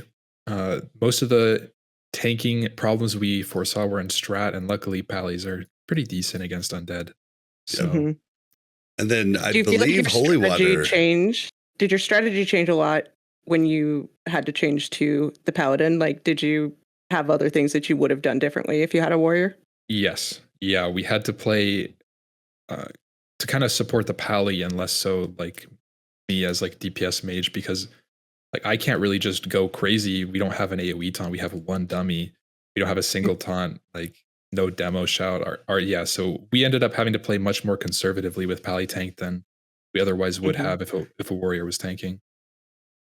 Looked like you guys kind of like at one point must have heard that the other team wiped. So you guys looked like you kind of slowed down and was kind of like, okay, maybe we slow and steady. And make it through. Yeah. We heard the news in the middle of our Elbers when we were doing our ogre boss, and just kind of chose to kill mobs instead of skip them. Yeah. From At there that point, on out. survival was Exactly, yeah. the key. It would have been crazy if there was two teams that were so close through that would have last been a hype dungeon. last dungeon, and it would have been for sure. Because it would have been about crazy like speed at that point, right? Well, you would have to tried. do the strategies. You can't just play safe anymore. I assume on that very, at the I assume you got to take those 4 guards right before Baron pretty easily, instead of having to walk in the door for the better time, right? Or were you already planning with the Paladin that you weren't going to go through the door prior to it closing and fight the first boss inside the room? So strat's an interesting one. We entered strat knowing that there really wasn't a competitor anymore. So we chose to almost full clear the dungeon instead of play it a little bit more risky for speed. So we ended up clearing probably like an extra 10 minutes of trash, and then waited for more extra mana. I didn't even bring up, like, you guys forgot that you needed a Sephorium charge or lockpicking worked up, right? Winning team, by the way. By the way. Yeah. So we did know about this, but we just had 3, not 4. So we had 1, 2. We needed 1 more, and so Ellen had no materials, so we ended up having to go mining for them, and in the middle of our circuit, and lost another 15 minutes to that as well.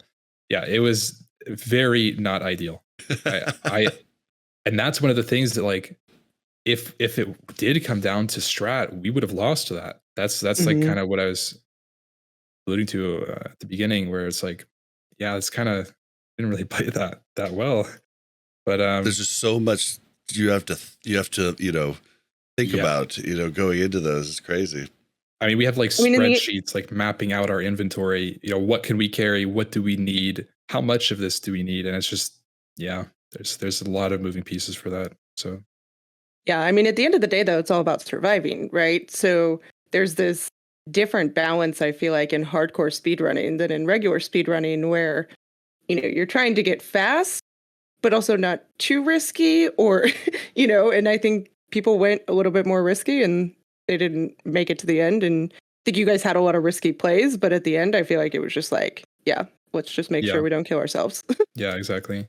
It's very hard to find that line because it's all subjective to the team too. It's like, one team like Vidir might have a different risk tolerance than a different team. And I think that's something that made the tournament really fun, because you get to see some absolutely crazy strats that honestly shouldn't be in a hardcore tournament, but they were. So it's really cool to see them actually pull it off. Who on each of your teams was like the biggest daredevil, like the one that was like coming up with the craziest strats where people had to be like, no, we can't do that? By far, our priest Keksek, he is like the baseline of what not to do in hardcore. He'll come up with strats that are absolutely crazy, like really high technology. Like, this would be really cool if we did it, but it involves, simultaneously kiting bosses through the dungeon with all the trash and just running to an evade spot that easy, right? Mm-hmm. Just don't die. Do it. Just do it. Yeah.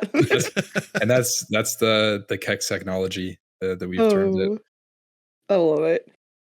What about you, Bobka? Did you have anybody? I think for us it was tactics. Like, tactics is always a guy that try to like speed run, like guides, and like always like try to like go fast. So it was definitely coming with some crazy strats and some crazy plays. But I felt that I was the more like safe, just like want to make it to that last circuit, because I know that teams would die. So I was the one pushing for the more safe strat, and tactics was definitely the more risky guy. So tactics definitely for us. All right. Nice. Well, before we talk about the news, is there anything else you guys want to talk about? I don't know if you wanted to talk about your guild now, or will we talk about the hardcore servers news? That is totally up to you. You pick. I mean, let's just see anything else about hardcore all-stars that you guys want to share. I think that the event was a great window to see possible other tournaments. So hopefully we have a season 2, maybe with like a different, like, I think that maybe a little bit shorter would be better. I think that I think that the event definitely lost traction. I mean, definitely not finals, because like finals will like always be the biggest viewership.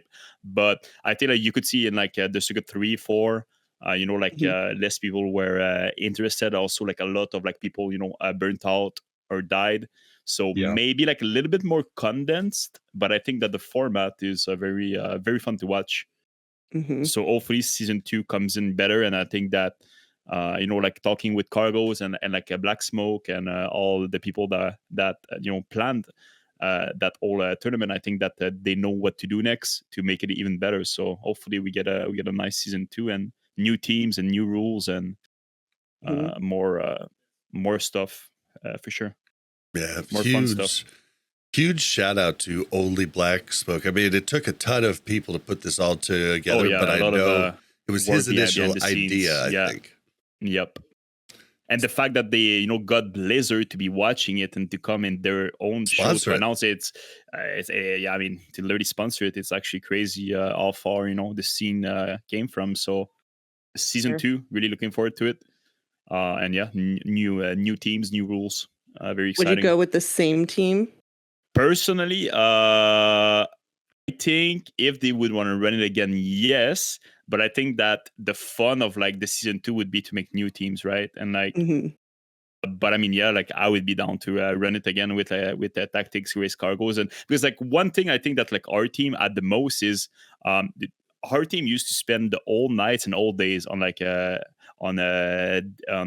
Discord, just like chatting, and because like we were all like streamers, and like we all play the game full time. So we literally spent every single night up to like 2-3 a.m. just like talking, and there was a good like a good friendship and a good I don't know, a like good team like spirit, and camaraderie. the whole thing was like super fun, like outside of like the actual speedruns, because like we were all friends that knew each other for like years. So that was a definitely super fun time overall. Yeah. I bet. Yeah, that's awesome. What about you? Any last thoughts on hardcore all stars, Ahmpy? I think nothing really. I would just maybe come back with a Giga team. If the prize pool was a bit higher, because right now, I mean, I ended up playing 18 days or something for the whole tournament, and that's quite a lot of time investment. rate. Yeah, close to $1 an hour or something. Yeah. But You played 432 hours to win $800, bro. But if you think So about you played for No, $1.8 I'm not an playing hour, for the okay? money. But if there was a situation that I would play for the money, I would come with a absolute monster team, I think, and try to win it again. it's kind of hard to quantify, but that, this whole event, for a lot of the streamers was very lucrative on the stream, and stuff like that, like subs, everything else. Yeah. Like that was good content, like I think we all went in that tournament that we did not like go in for like the actual prize pool.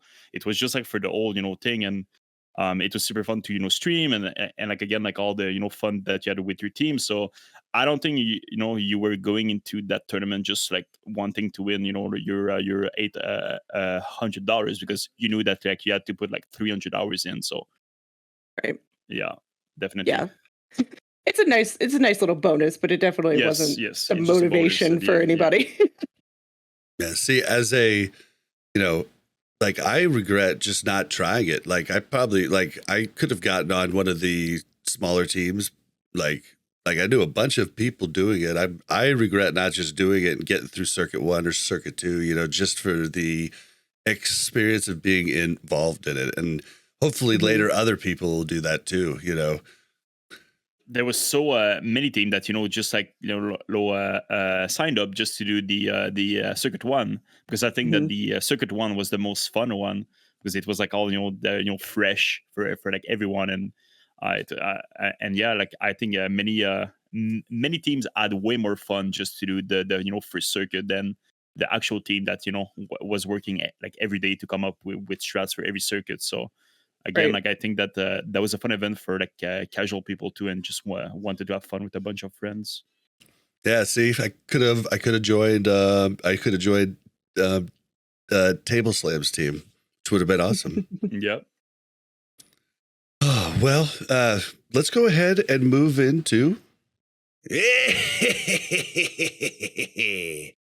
time for the news. All right, so in the news, at the top of the news, we'll get the Wrath stuff going here. So just a few different bullet points. The Titan Rune dungeons are in, and prior we thought that all the changes were just a damage and like health of the mobs in increase. That is the case, but there are some new things. Like, I'm not going to get into all of them, but they're adding like extra stuff that's kind of cool. Like in the zones or the dungeons that are in storm peaks, they've got like you get a debuff or a buff by getting hit, brings your damage up. If you get to 100, you get the Yogg Keeper buffs, and like so you're incentivized to just chain pull the entire thing. And I thought that was kind of cool. There's also Yogg tentacles that come up. Have you tried any of these on the PTR, Bobka? I have not, but I've watched Jordy do some. I think I think overall that's pretty cool. But I mean, like I don't know like how to feel about it. I think for me personally, like no matter what they add to dungeons, I'm not really like I don't like doing like 5 mans is not really like doing like 5-man dungeons that we already did. I mean that we already did for all the previous is not really like fun stuff. I'm in the But I same think that boat. like maybe for like new players that's super fun to do. Yep, catch Uh, up. but I think that they should make them harder too a little bit because you get like good loot of it, right? You get pretty much the raid tier loot that people were getting doing the raids in the patch before. So I think that this is definitely a good idea from Blizzard to at least make them different. But overall, I'm not really a 5-man rat enjoyer. Yeah, I'm the same. I might be more of an enjoyer if I just had random dungeon finder, if I'm being honest. Like, Yeah, same. like I like if I'm gonna make a group, I want to make a pumper group, and then like I have to talk other people who are just as bored of them Yeah, into coming too. Whereas if I had random dungeon finder, I'd go ahead and hop in, and if the group wasn't working, I'd just hop out. You know, it'd be fine. Like so, it's just a different type of play style, but. It is interesting. We last week we talked about the Sidereal Essence, and we talked about how cheap the items were on the vendor. Well, I guess that was just a placeholder. They've all been like all the prices have all been moved up. So like you get one of them per boss on Heroic plus the beta protocol, and like for instance the runestone is 19, which isn't horrible, but like 19 so- dungeons, like I don't know, man. So like that's that's a 19 dungeons lot. or like 19 boss? Do you get one per dungeon 19 or one per boss? one Or, like, per dungeon. dungeon, like the Ooh. last boss. So you can do heroic skips. 19. Ooh. Yeah, and then I mean, look, weapons are there's 40. there's 40. people still running the 10-mans to get you their runestone for months and months, right? Yep. So I think that if you can get it in like 2 days of dungeons, even if it's 19, that's pretty cool. Yep. 'Cause Certain that is items. a big item, but right? Yeah. 19 is a lot though, holy. I think it's okay because at the same time, like they would want to be able to balance, not you don't want to get everything through the Yeah. plus, but Those key Maybe- items maybe- are kind of nice. yeah, so like you could save up to get the one piece you're missing. Because that's kind of what a lot of my experience is with like 10 mans or 25. You're missing that one piece to get you final bis, and that may take months. Yep. I'm sitting on. I've got 3 on my rogue. 3 left. It's the chest and the cape, and then comments. And comments, I'm just never gonna get right. Like Yeah. That cape never drops. I swear. I ran it so many times. we had the I think the first cape dropped for us, and the pants are I need the pants. I've got the chest. The chest dropped too, and I was like, do not give me the cape if it means I have no chance at the pants. I want the pants. Like, or I want the chest, because as a combat rogue, I was in expertise jail with the 10-man gloves and the shoulders. So like, yeah, it's like, and I'll probably never get the cape now. Yeah, but it'll be nice for people to get the stuff. Yeah, to get the catch up, definitely. But like, I don't think it's something where you're gonna want to get, like, if you're a rogue and you want to get all 10 of your combat bis pieces, I don't think you want to get all 10 from doing those. That is a lot of dungeons. Gladly, like both of my rogues are like full bis, so I won't need, but yeah, like I could see people like really like go hard and try to get all of these all their their 10-man bis, and just, I mean, I think that's good overall, just to make people more play. I mean, like more people will play, and then more people will look for groups, and I think that like it's very healthy for the game to make people go back into 5-man dungeons. And but I'm gladly like I'm glad that I won't personally need to do that. Yep. Although I have a tank, so I'm going to be talked into doing a lot of them for people's alts, I'm sure. A fellow tank enjoyer. Yes. Yeah, but I mean, taking prop warrior is actually pretty dang fun in Wrath, and like I'm almost bisque geared on him, so it's pretty fun to just put on some, DPS pieces and trinkets and go in, DPS flask and just go in and just rock out, some of the older stuff. And if I'm running with alts, then I'm out DPSing like lots of them. And so it's kind of fun. Yeah, no, definitely. I think it's fun to go back into like 5 minutes when you're full bis, and then it's just like you just storm through it, right? And just like you feel how like powerful your character has become since the week 1 of Wrath. So that's a pretty fun. Next, like we went back, Mel's brother got finally was able to make a character on Benediction because they unlocked it. He boosted up to 70, worked up to 80, and then we were just going to take him through a Nax run. We took all pumpers except for him, geared to the teeth. And it was fun because we were 100 parsing, all kinds of different stuff. And it was just it was just fun to go back and just destroy it. I wouldn't want to do it every week, but it was, it's fun to go back and see how much more powerful you are now as opposed to phase 1 and stuff like that. So, yeah. And then the other thing I wanted to touch on, the full notes will be in the show notes, guys, but we're just hitting a couple bullet points. There's a new minor glyph called Glyph of Shattering Throw. Yeah, a lot of I and Gil are talking about that right now. This is huge. I'm a prop warrior too, so this is going to be great for me. But what it does is it's a minor glyph. If you equip it, now your Shattering Throw will no longer do anything in PvP on a player-controlled character, but on NPCs, you will now be able to cast Shattering Throw in any stance. So I could be in defensive stance, and I can cast it rather than before I'd have to switch to battle at a good opportune time, cast it, then switch back, and you'd want to do it when you didn't have a ton of rage, to not lose the rage, different things. But it's pretty cool.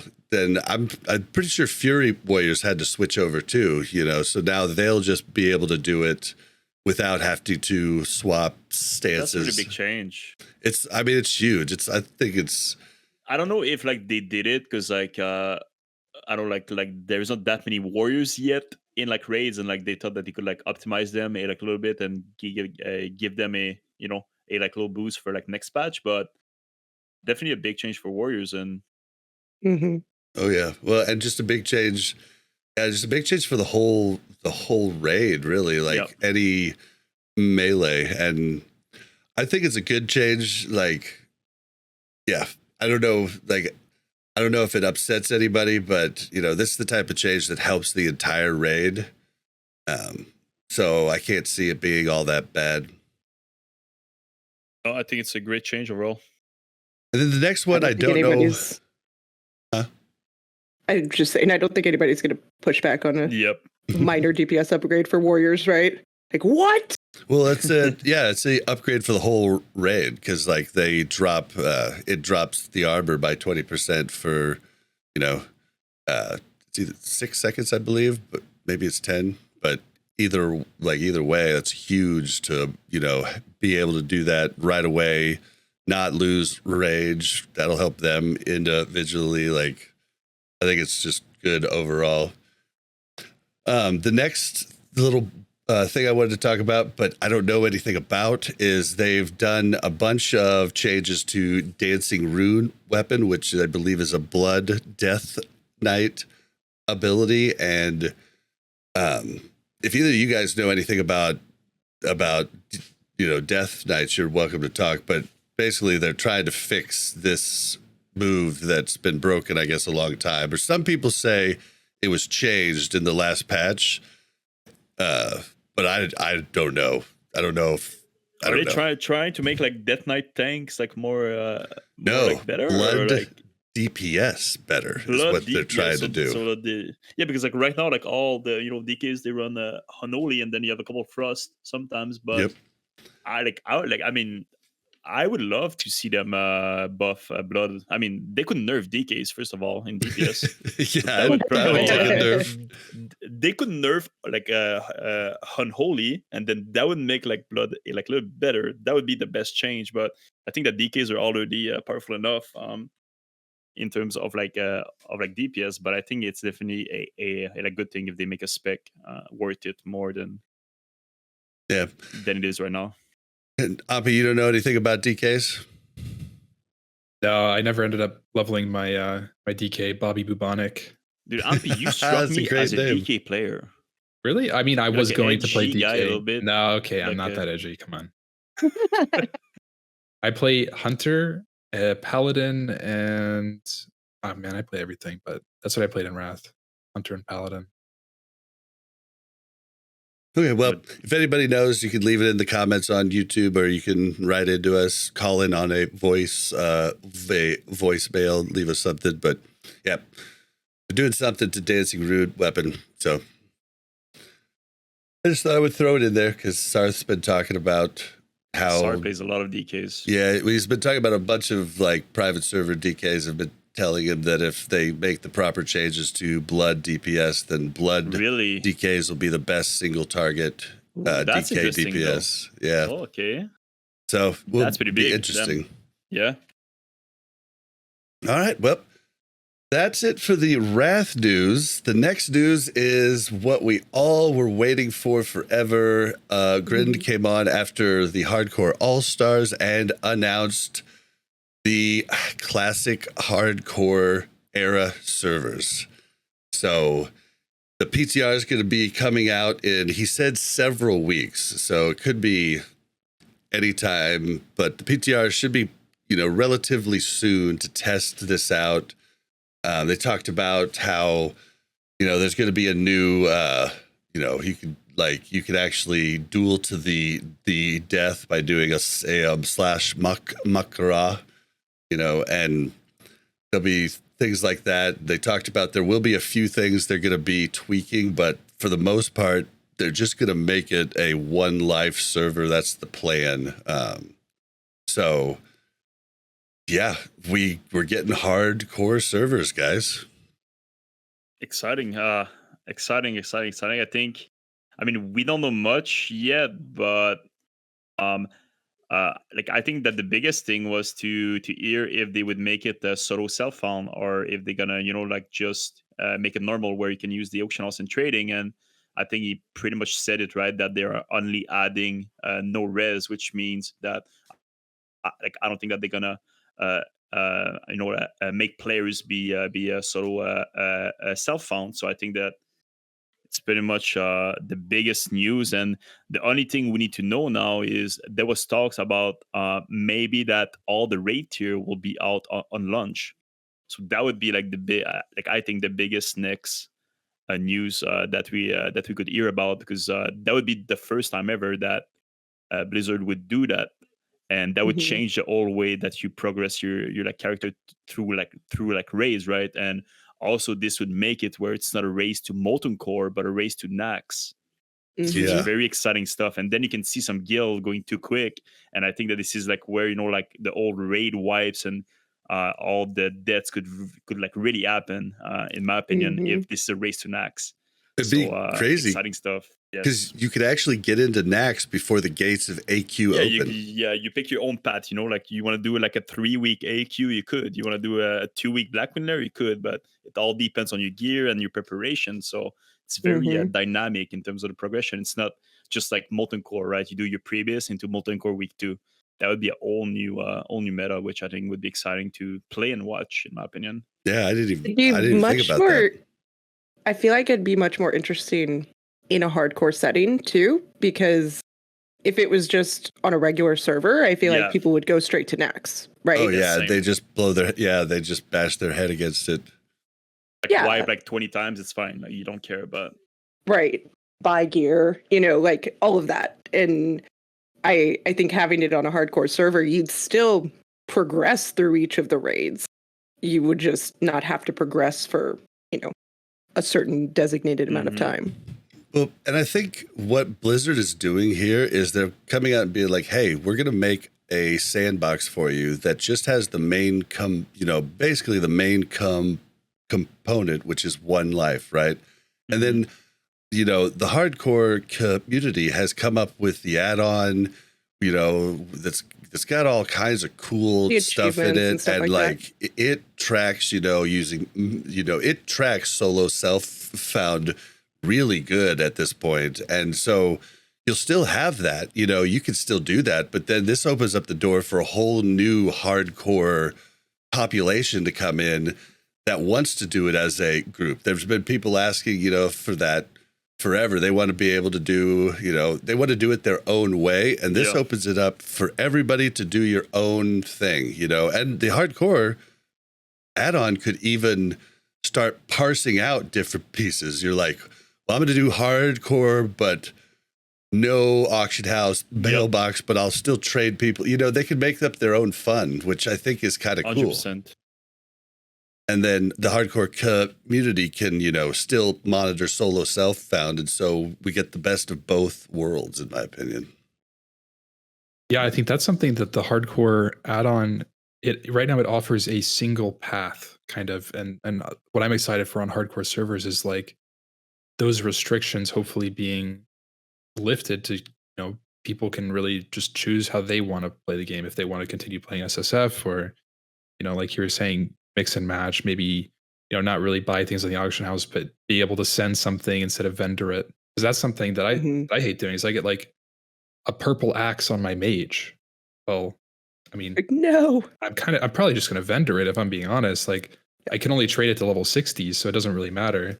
And that feels pretty bad. That's something that happened in HCAS that I got like amazing pieces and I just vendored them. Yeah, I got 2 Black Lotuses on my rogue working up. And Road to Rag was over when I hit 60, but hardcore elite was still going and still doing stuff every week. And so I just traded it. I just traded both of them once I hit 60 to, I think it was Tyrannosaur, and just like, hey, there you go. I didn't get any purples though, but yeah, you get like a Kroll blade and you're a mage. Yeah. It's like, Under it.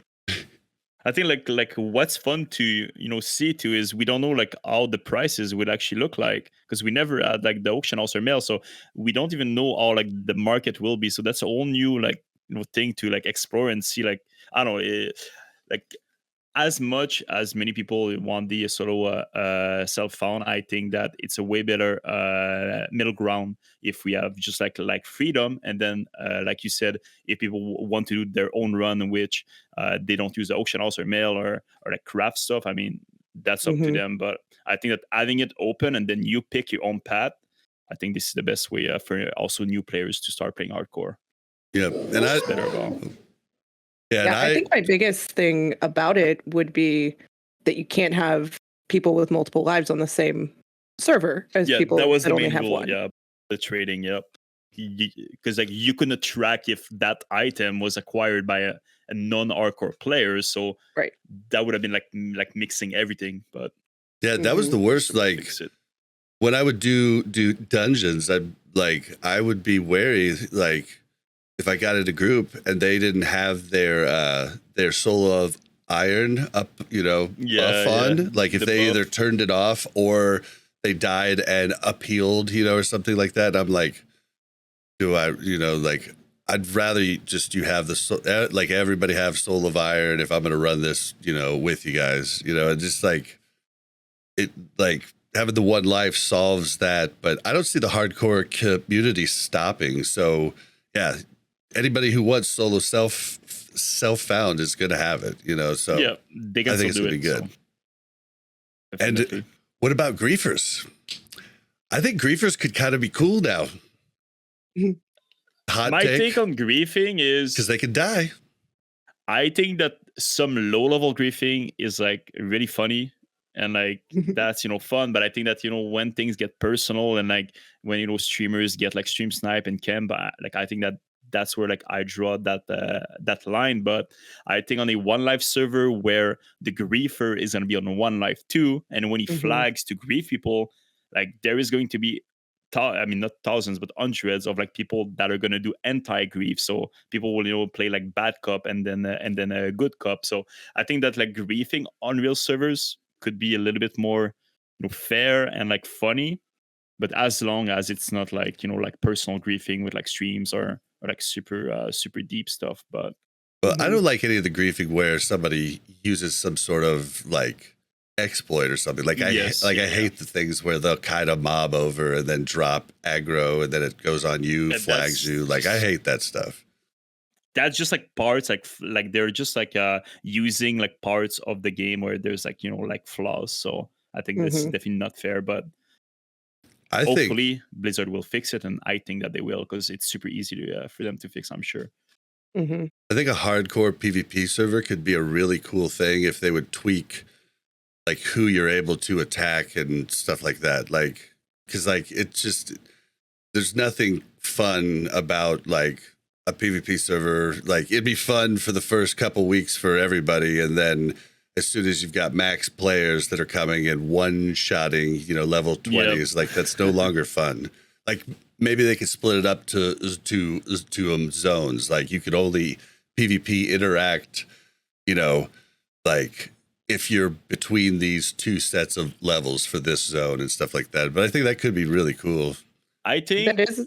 Oh, yeah, go for it. Sorry. No, I was just going to say, Vicard in chat brings up if you could have a hardcore PvP server where if you killed somebody, you got to take all of their stuff and all of their money.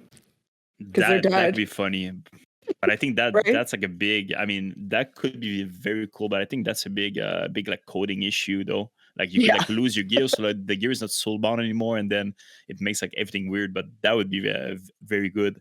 But my take on like PvP servers is my prediction is Blizzard won't do any, and the only reason why they added this like dueling thing was like to just to just show that they did something for people that wanted to have a PvP on like hardcore. But I think that they only did that so they don't feel that they need to make a like a PvP server, and they just didn't like overall like said no to to PvP in like hardcore. So that is my own prediction. But as cool as doing a PvP on a hardcore server sounds, I think that you could never stream that because you could get stream snipe. I just think it's not a thing that could work overall. So the Magora thing I think is very cool, and they touch that little like PvP part, and like they did something at least for the people that really want to PvP. Because what is the difference than like doing a duel to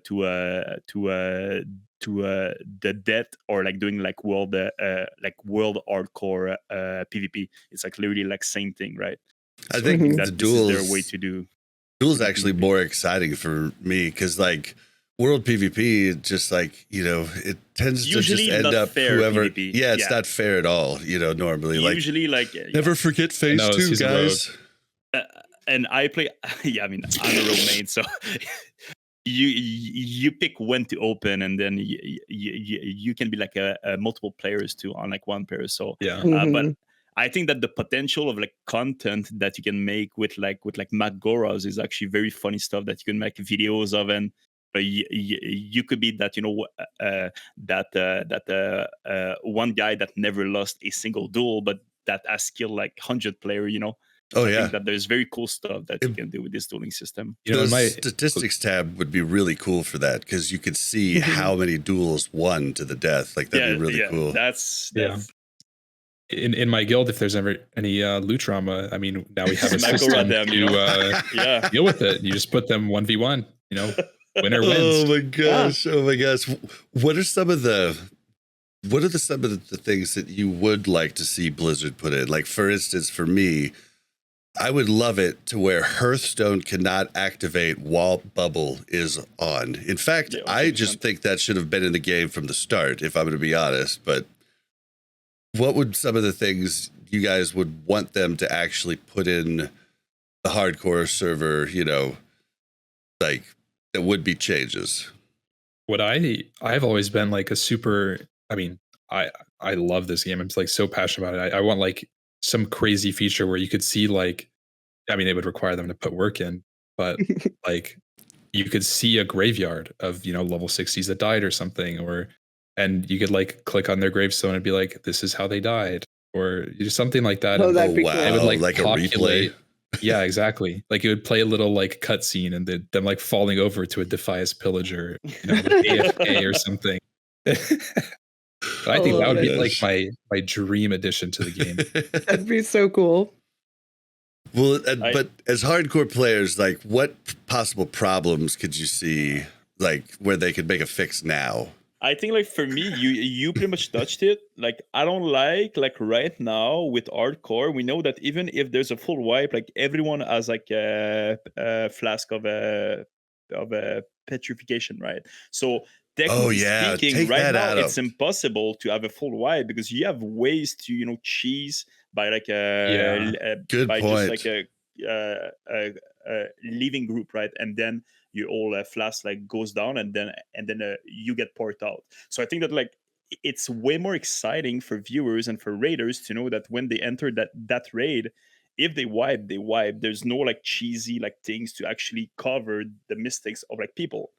So Yep. I think that this would definitely be like the more true like hardcore where there's no way to, you know, to cheat to get out of those like situations. That's a good So point. that The would be leaving for group me. thing is a good point too. Like I would I much think rather that makes see it so easy. if you start to wipe, maybe you call a tactical retreat, you know, and then you get Yeah, to you see run that or, like, run you- out, you know, and everybody's trying to CC. And I that mean, would they've be already cooler. made that change in Wrath where if you leave group in a dungeon, I guess it does teleport you outside the dungeon.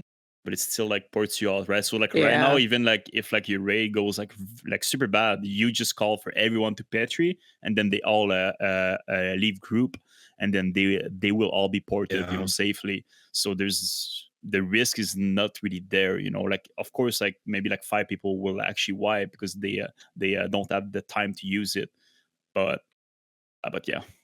That for me would be the biggest thing that hopefully Blizzard will fix to make the whole like rating scene way more punishing and like fun to watch as a viewer and more exciting. Yeah. Definitely. Classic Go brings up something that I think some people like this, maybe some people don't, but he says they should get rid of evade spots. I don't know. I don't know how I feel about this. I think in raids, they are already removed for the most part. If you go onto like an evade spot in like a Nixia, for example, and the boss targets you, you just get teleported to the boss. So I think it's okay to leave evade spots in because it's mostly going to help, you know, 1 to 60 and not necessarily use it to like cheese certain things at max level. Mm-hmm. Yeah, I don't really know if I have a thought on it or Like they not. add a separate dynamic into the game, right? Like you would see less crazy strats if there wasn't evade spots. Yeah, definitely. I Be think different strats.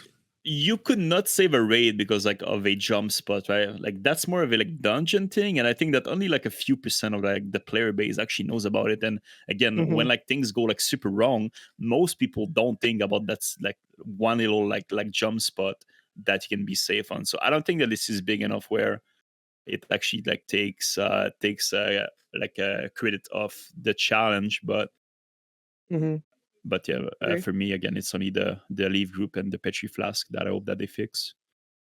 Yeah, we'll and see. Bubble Hearth, I really like. No paladin that doesn't use the add-ons going to be respected in hardcore. Like, you know, like I just don't think.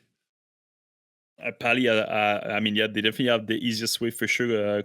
I mean, Shaman, I guess then like if Pally could bubble Earth, why not allow Shaman to have one Ankh, right? They're like spell to like come back to life. Yep. Or Soul Stone would be another argument. Use one like Soul Stone like one time ever in like your old like journey or something like that. You know, I've had this discussion before on my stream, but like I think it would be really cool if they had something in the lines of like an end game reward that gives you one Ankh or something. Like you kill like one life, one you extra can use life his or like something. Yeah, exactly. Like you kill Cthulhu, and as a shaman, if you're on the quest, like you get an Ankh or something, or like that could be That'd be cool. you get like a seed to battle res someone one time, and it's like a one-time quest yeah, that from a could be raid or sick, some shit. actually. That'd be crazy. It'd be kind of similar to getting your light of Elune, because that's a one-time use too. Yeah, that's Yeah. like one thing too that I think Blizzard will maybe change, because it is a like very big thing that the Ord player at least keep it in, but give it to the Ord too. You know, it's super easy for No. them to code I don't it know and about just that make one, it like come both on. factions. Alliance I mean, are best Ahmpy, anyways, so we can't really give Ahmpy, anything else over your it. take on this, and you told me multiple times that you hate the Ord, so it's I very do. hard for you to take a passive stance on the subject. So therefore, I think Have that you your seen opinion is not Ironforge? valid at the moment. Yeah. You can go sit in your mud huts. And That's enjoy, right. Yeah. You know, I'm an we'll Ord have main, palaces so over here. I take it very personal. Okay. Yeah, I'm trying to think of anything else, but we're What are probably your thoughts on the auction house? What do you guys think that's going to do? I I'm think it'll be curious. fine. Yeah, same. I think that the auction house will look really similar how it does on a normal server, but have like really high low level stuff. Like there's like a ton of low level items on the auction house more than the end game. I think that's the only difference, but I don't think people will like farm gold to buy items on the auction house. But if they do, it would be like pretty minimal. Yeah, there's gonna I be think so too. there's gonna be no bots in the open world, because Yeah. people will be trying to find ways to kill them. Yeah. Oh, they have to start over every time. Even in dungeons, I'm sure bots probably die all the time and have to be reset or whatever. Oh yeah. Now, I think that the auction house, like, there's like good things and bad things, but overall for me, I think it's a really good thing. I think it adds more deep, like more stuff to do. There's a lot of like players who like just like to farm, right? They like just want to fish, herb, mine, and right now, I mean, you don't really get value of like you're like mining or like you're like herbing. So I think that obviously it might make it where when you make an alt, you have an easier journey because you can buy gear. And then it might make it where low level players, they're gonna have an easier time to level a little bit. But I don't think that green pieces of gear will cover for the mistake that you do and when you pull too much. Maybe to some, I mean, yes, to like some ways, yes, but I don't think that adding the auction house will break or make this challenge so much easier, and only adds more to it than the sort of cell phone aspect. So it's better for the overall population, I think. I mean, the auction house. Even enchanting, like Like unless right you're now, doing a duo or a trio, you you're can not never do it. doing. It's You're so not bad. doing it much, like at all.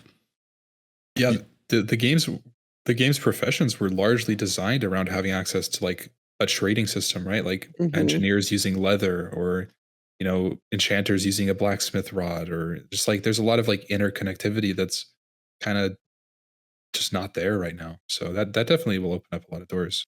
Yeah, and like we've got to see some cool things with people doing duos and trios. Well, they'll link up their professions, but like you don't like it's such a like if you don't have like somebody, because doing duos and trios, the hardest part is just making sure you're available to play with your partners, like and like it's kind of like I would only do a duo normally with just Mel, because it's scheduling is a nightmare and stuff like that. So yeah, unless you're a DJ like me and Bobka, we can just play every day, any day, Yep.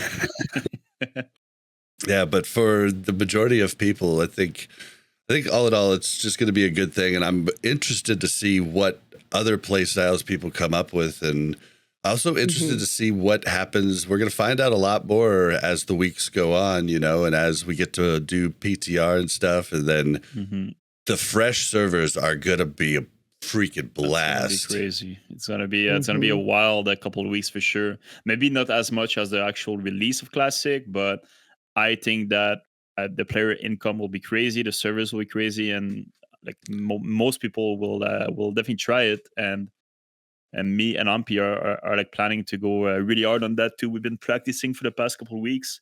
We're gonna do a warrior rogue duo, and We're trying to get level 40 in our first day of playing, so maybe like a 50-hour Oh my stream. gosh. And it's gonna be some crazy stuff. Whoa! That's so way too long, bro. We can easily get it in like 40 hours. Come I'm on. trying to hype a little bit. Okay, Look, man, we can do that shit easy.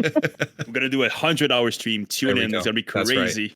Oh my gosh. But we are planning to get a day 4 level between 50 and 60 to because again we can talk about more when we talk about the guild, but Ahmpy has the goal to a week 1 rag, which on normal servers is already crazy, and only a couple people a couple guild are actually able to do it. So doing it on an hardcore server is even more crazy. So requires a lot of game time for the first week.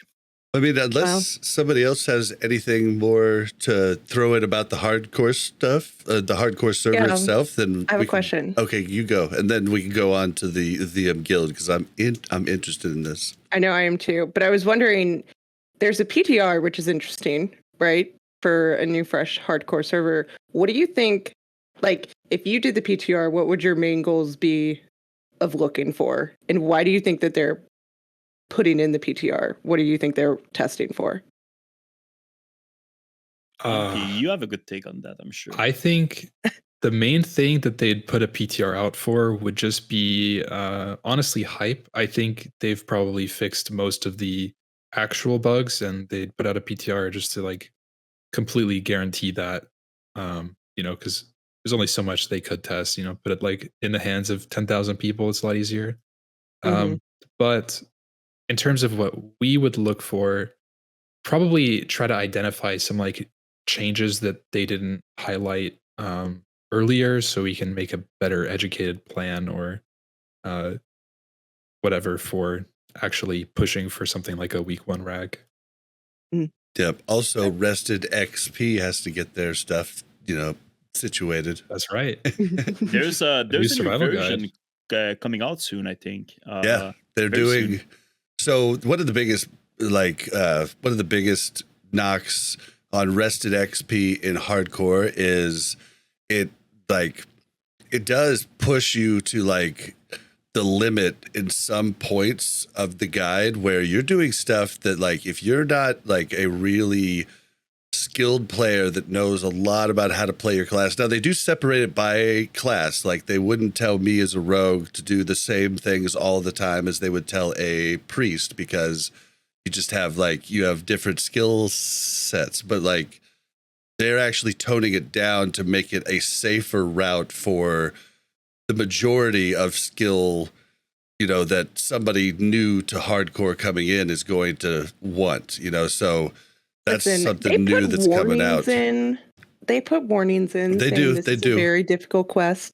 But it definitely is that's been a knock on it forever. But they're coming out with a guide that's just going to be basically more safe. Yes, for everybody, hardcore guide. And I don't know if you guys have codes. I think that Ahmpy worked on it actually. So did you really? Yeah. I've been working on the survival guide with them. Nice. So leveling is so much better with Rested XP. Yeah, I love I can Rested say XP. that the survival guide is definitely, honestly, it's still a very good routing through. And it just prioritizes, like you're saying, the player safety rather than XP per hour, while still offering, the guide through everything, which can be so overwhelming sometimes. Like making sure you pick up all the breadcrumbs and bring it to the right person. Don't forget this in your bank. It's Oh, yeah, dude, it's so nice. I did so many quests that I'd never done because they're the quests that span over 7 zones over 30 levels, like it was so neat. Like that the first time I ever used Rested was the second rogue that I made. I decided to try out Rested, and I was just like, I had so much fun finding all these quests that I'd never done. That's something too. In the survival guide, there's actually a lot of that's not even in the Rested XP, routing in like late Ashenvale for, this quest chain that goes like Ashenvale to Darnassus to Stranglethorn to Ratchet and then to Duskwood. And it's like, you just probably don't even know these quests exist. So things like Sweet Amber and Westfall. It's a level 40 quest in Westfall. Like what? Yeah. Yeah, exactly. But it's really cool. So I think that's something you'll find in the Rested XP survival guide too.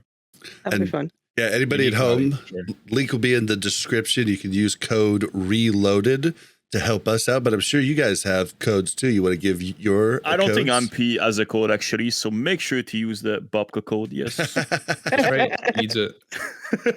I'm kidding. No, use the reloaded code for sure.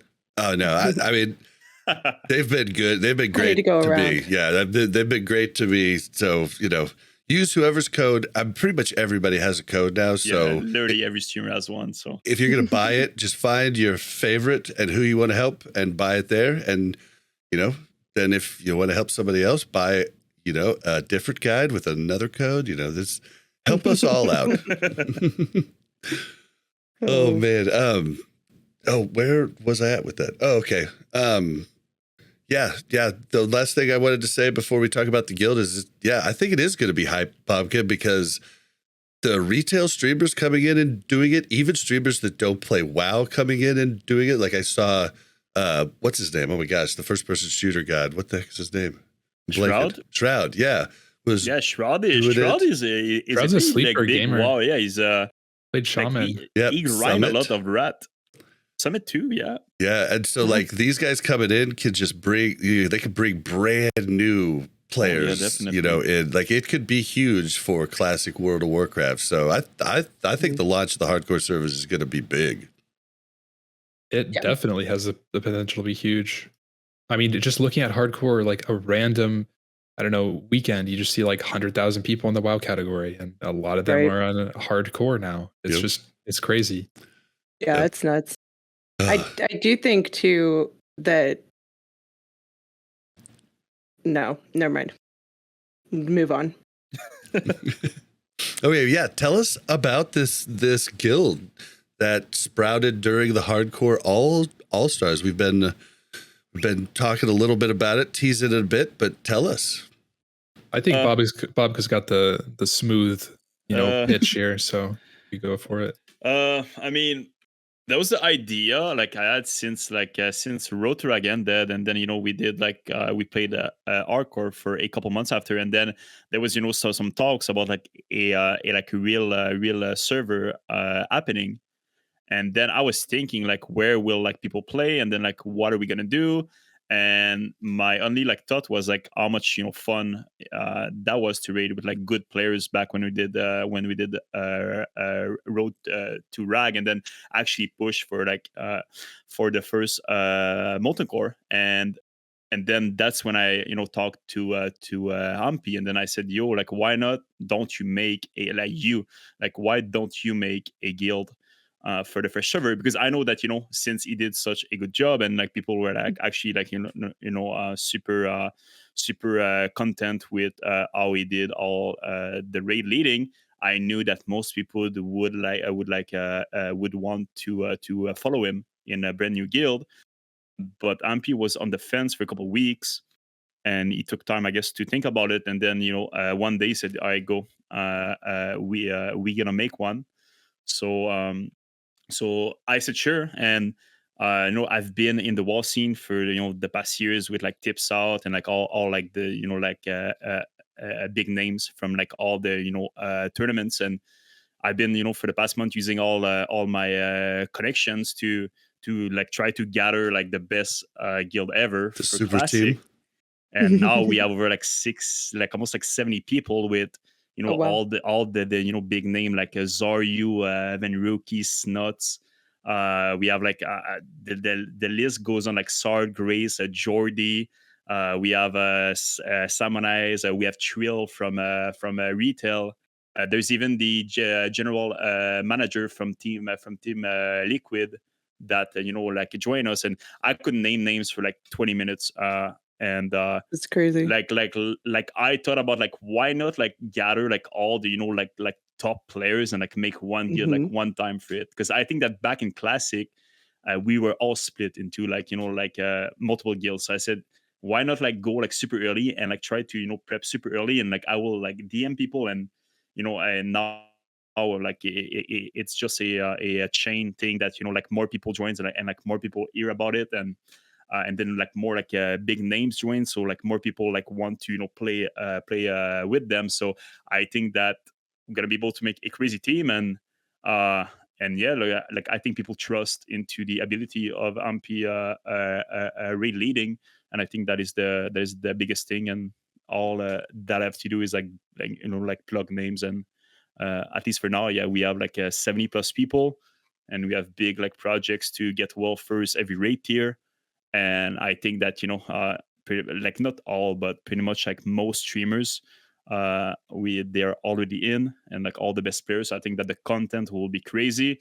It'll be huge, and then maybe some drama too, because you know that when you have like too much ego into one guild, it's definitely a perfect storm. But the reason why I was not scared to bring that many players in and like that many ego is I think that Ahmpy is a calm leader, right? So I think that. Mm-hmm.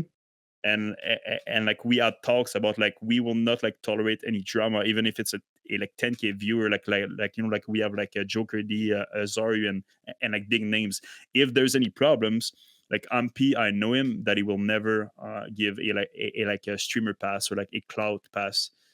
So I think that yeah, I mean, again, like there's so many like other name like Stay Safe, and like those are like only like streamers, but there's also some very like sleeper insane players that just like don't stream that we have in the roster too. So yeah, that's pretty much how the thing sprout, and I think Ahmpy is fitting it to go one more time and go hard.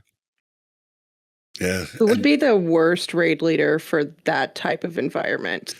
The guy who Peo. raid led. Okay, that's good.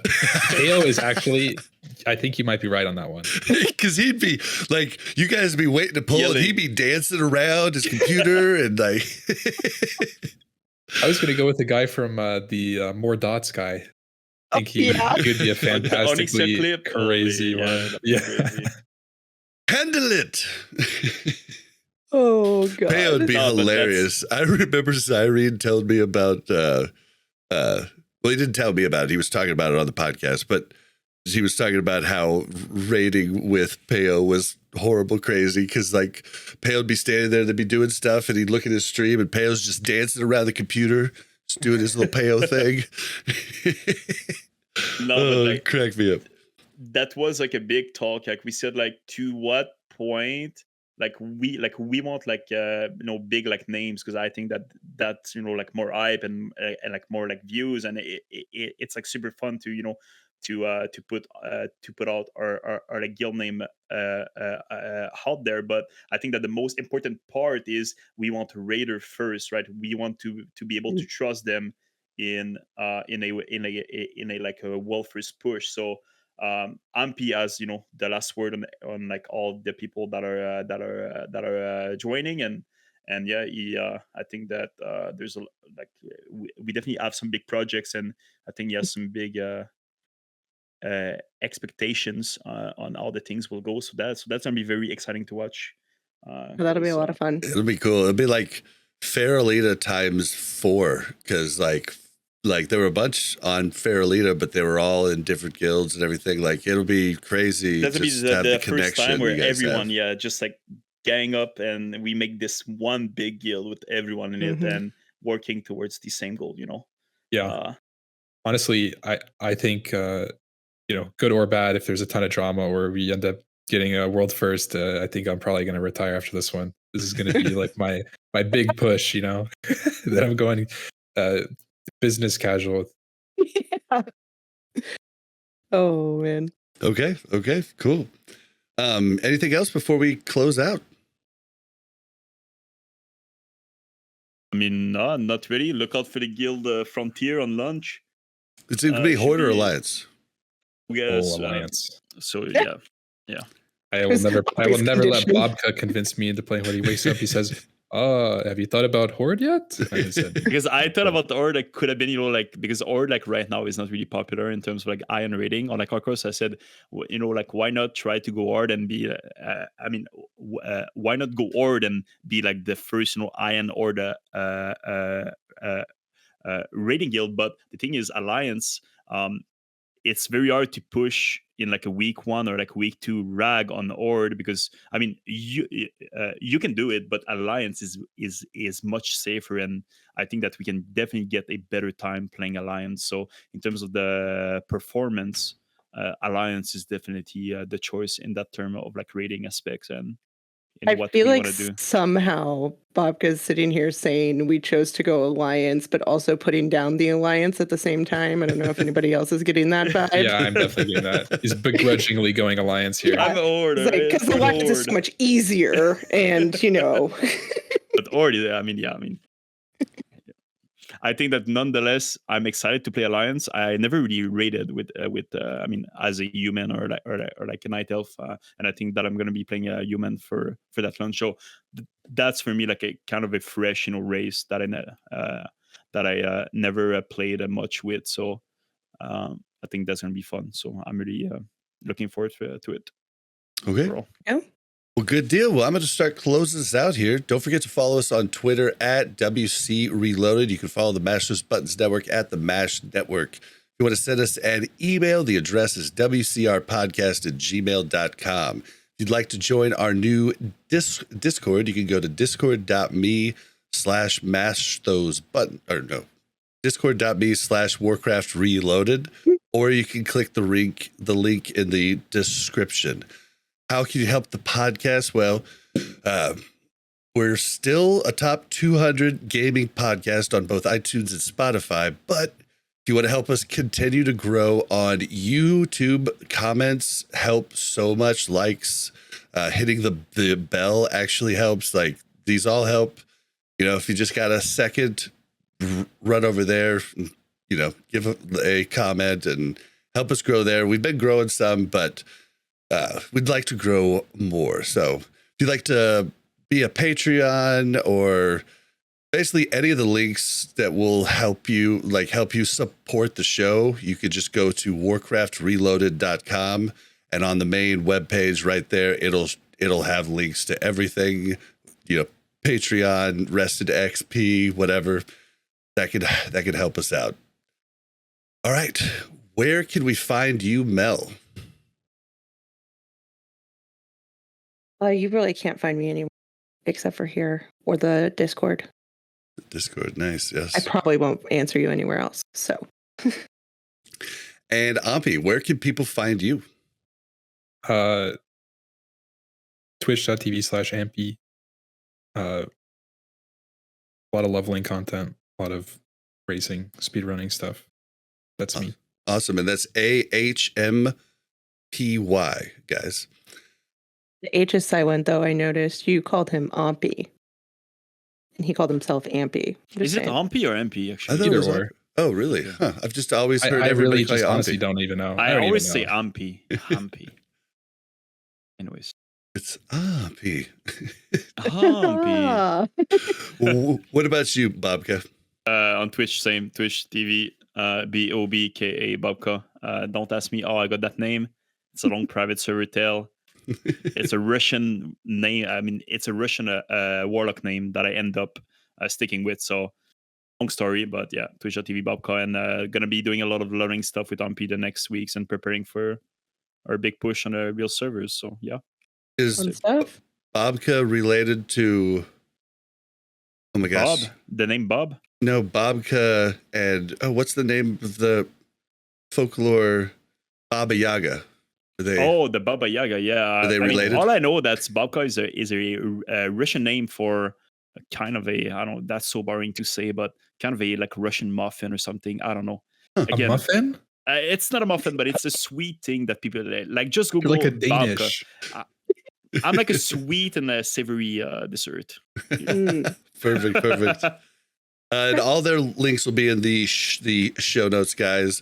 You can find me on Twitter at Blazin_Bob. That's BLAZZIN_BOB. And you can find me on Twitch and the show live at BlazinBob, _.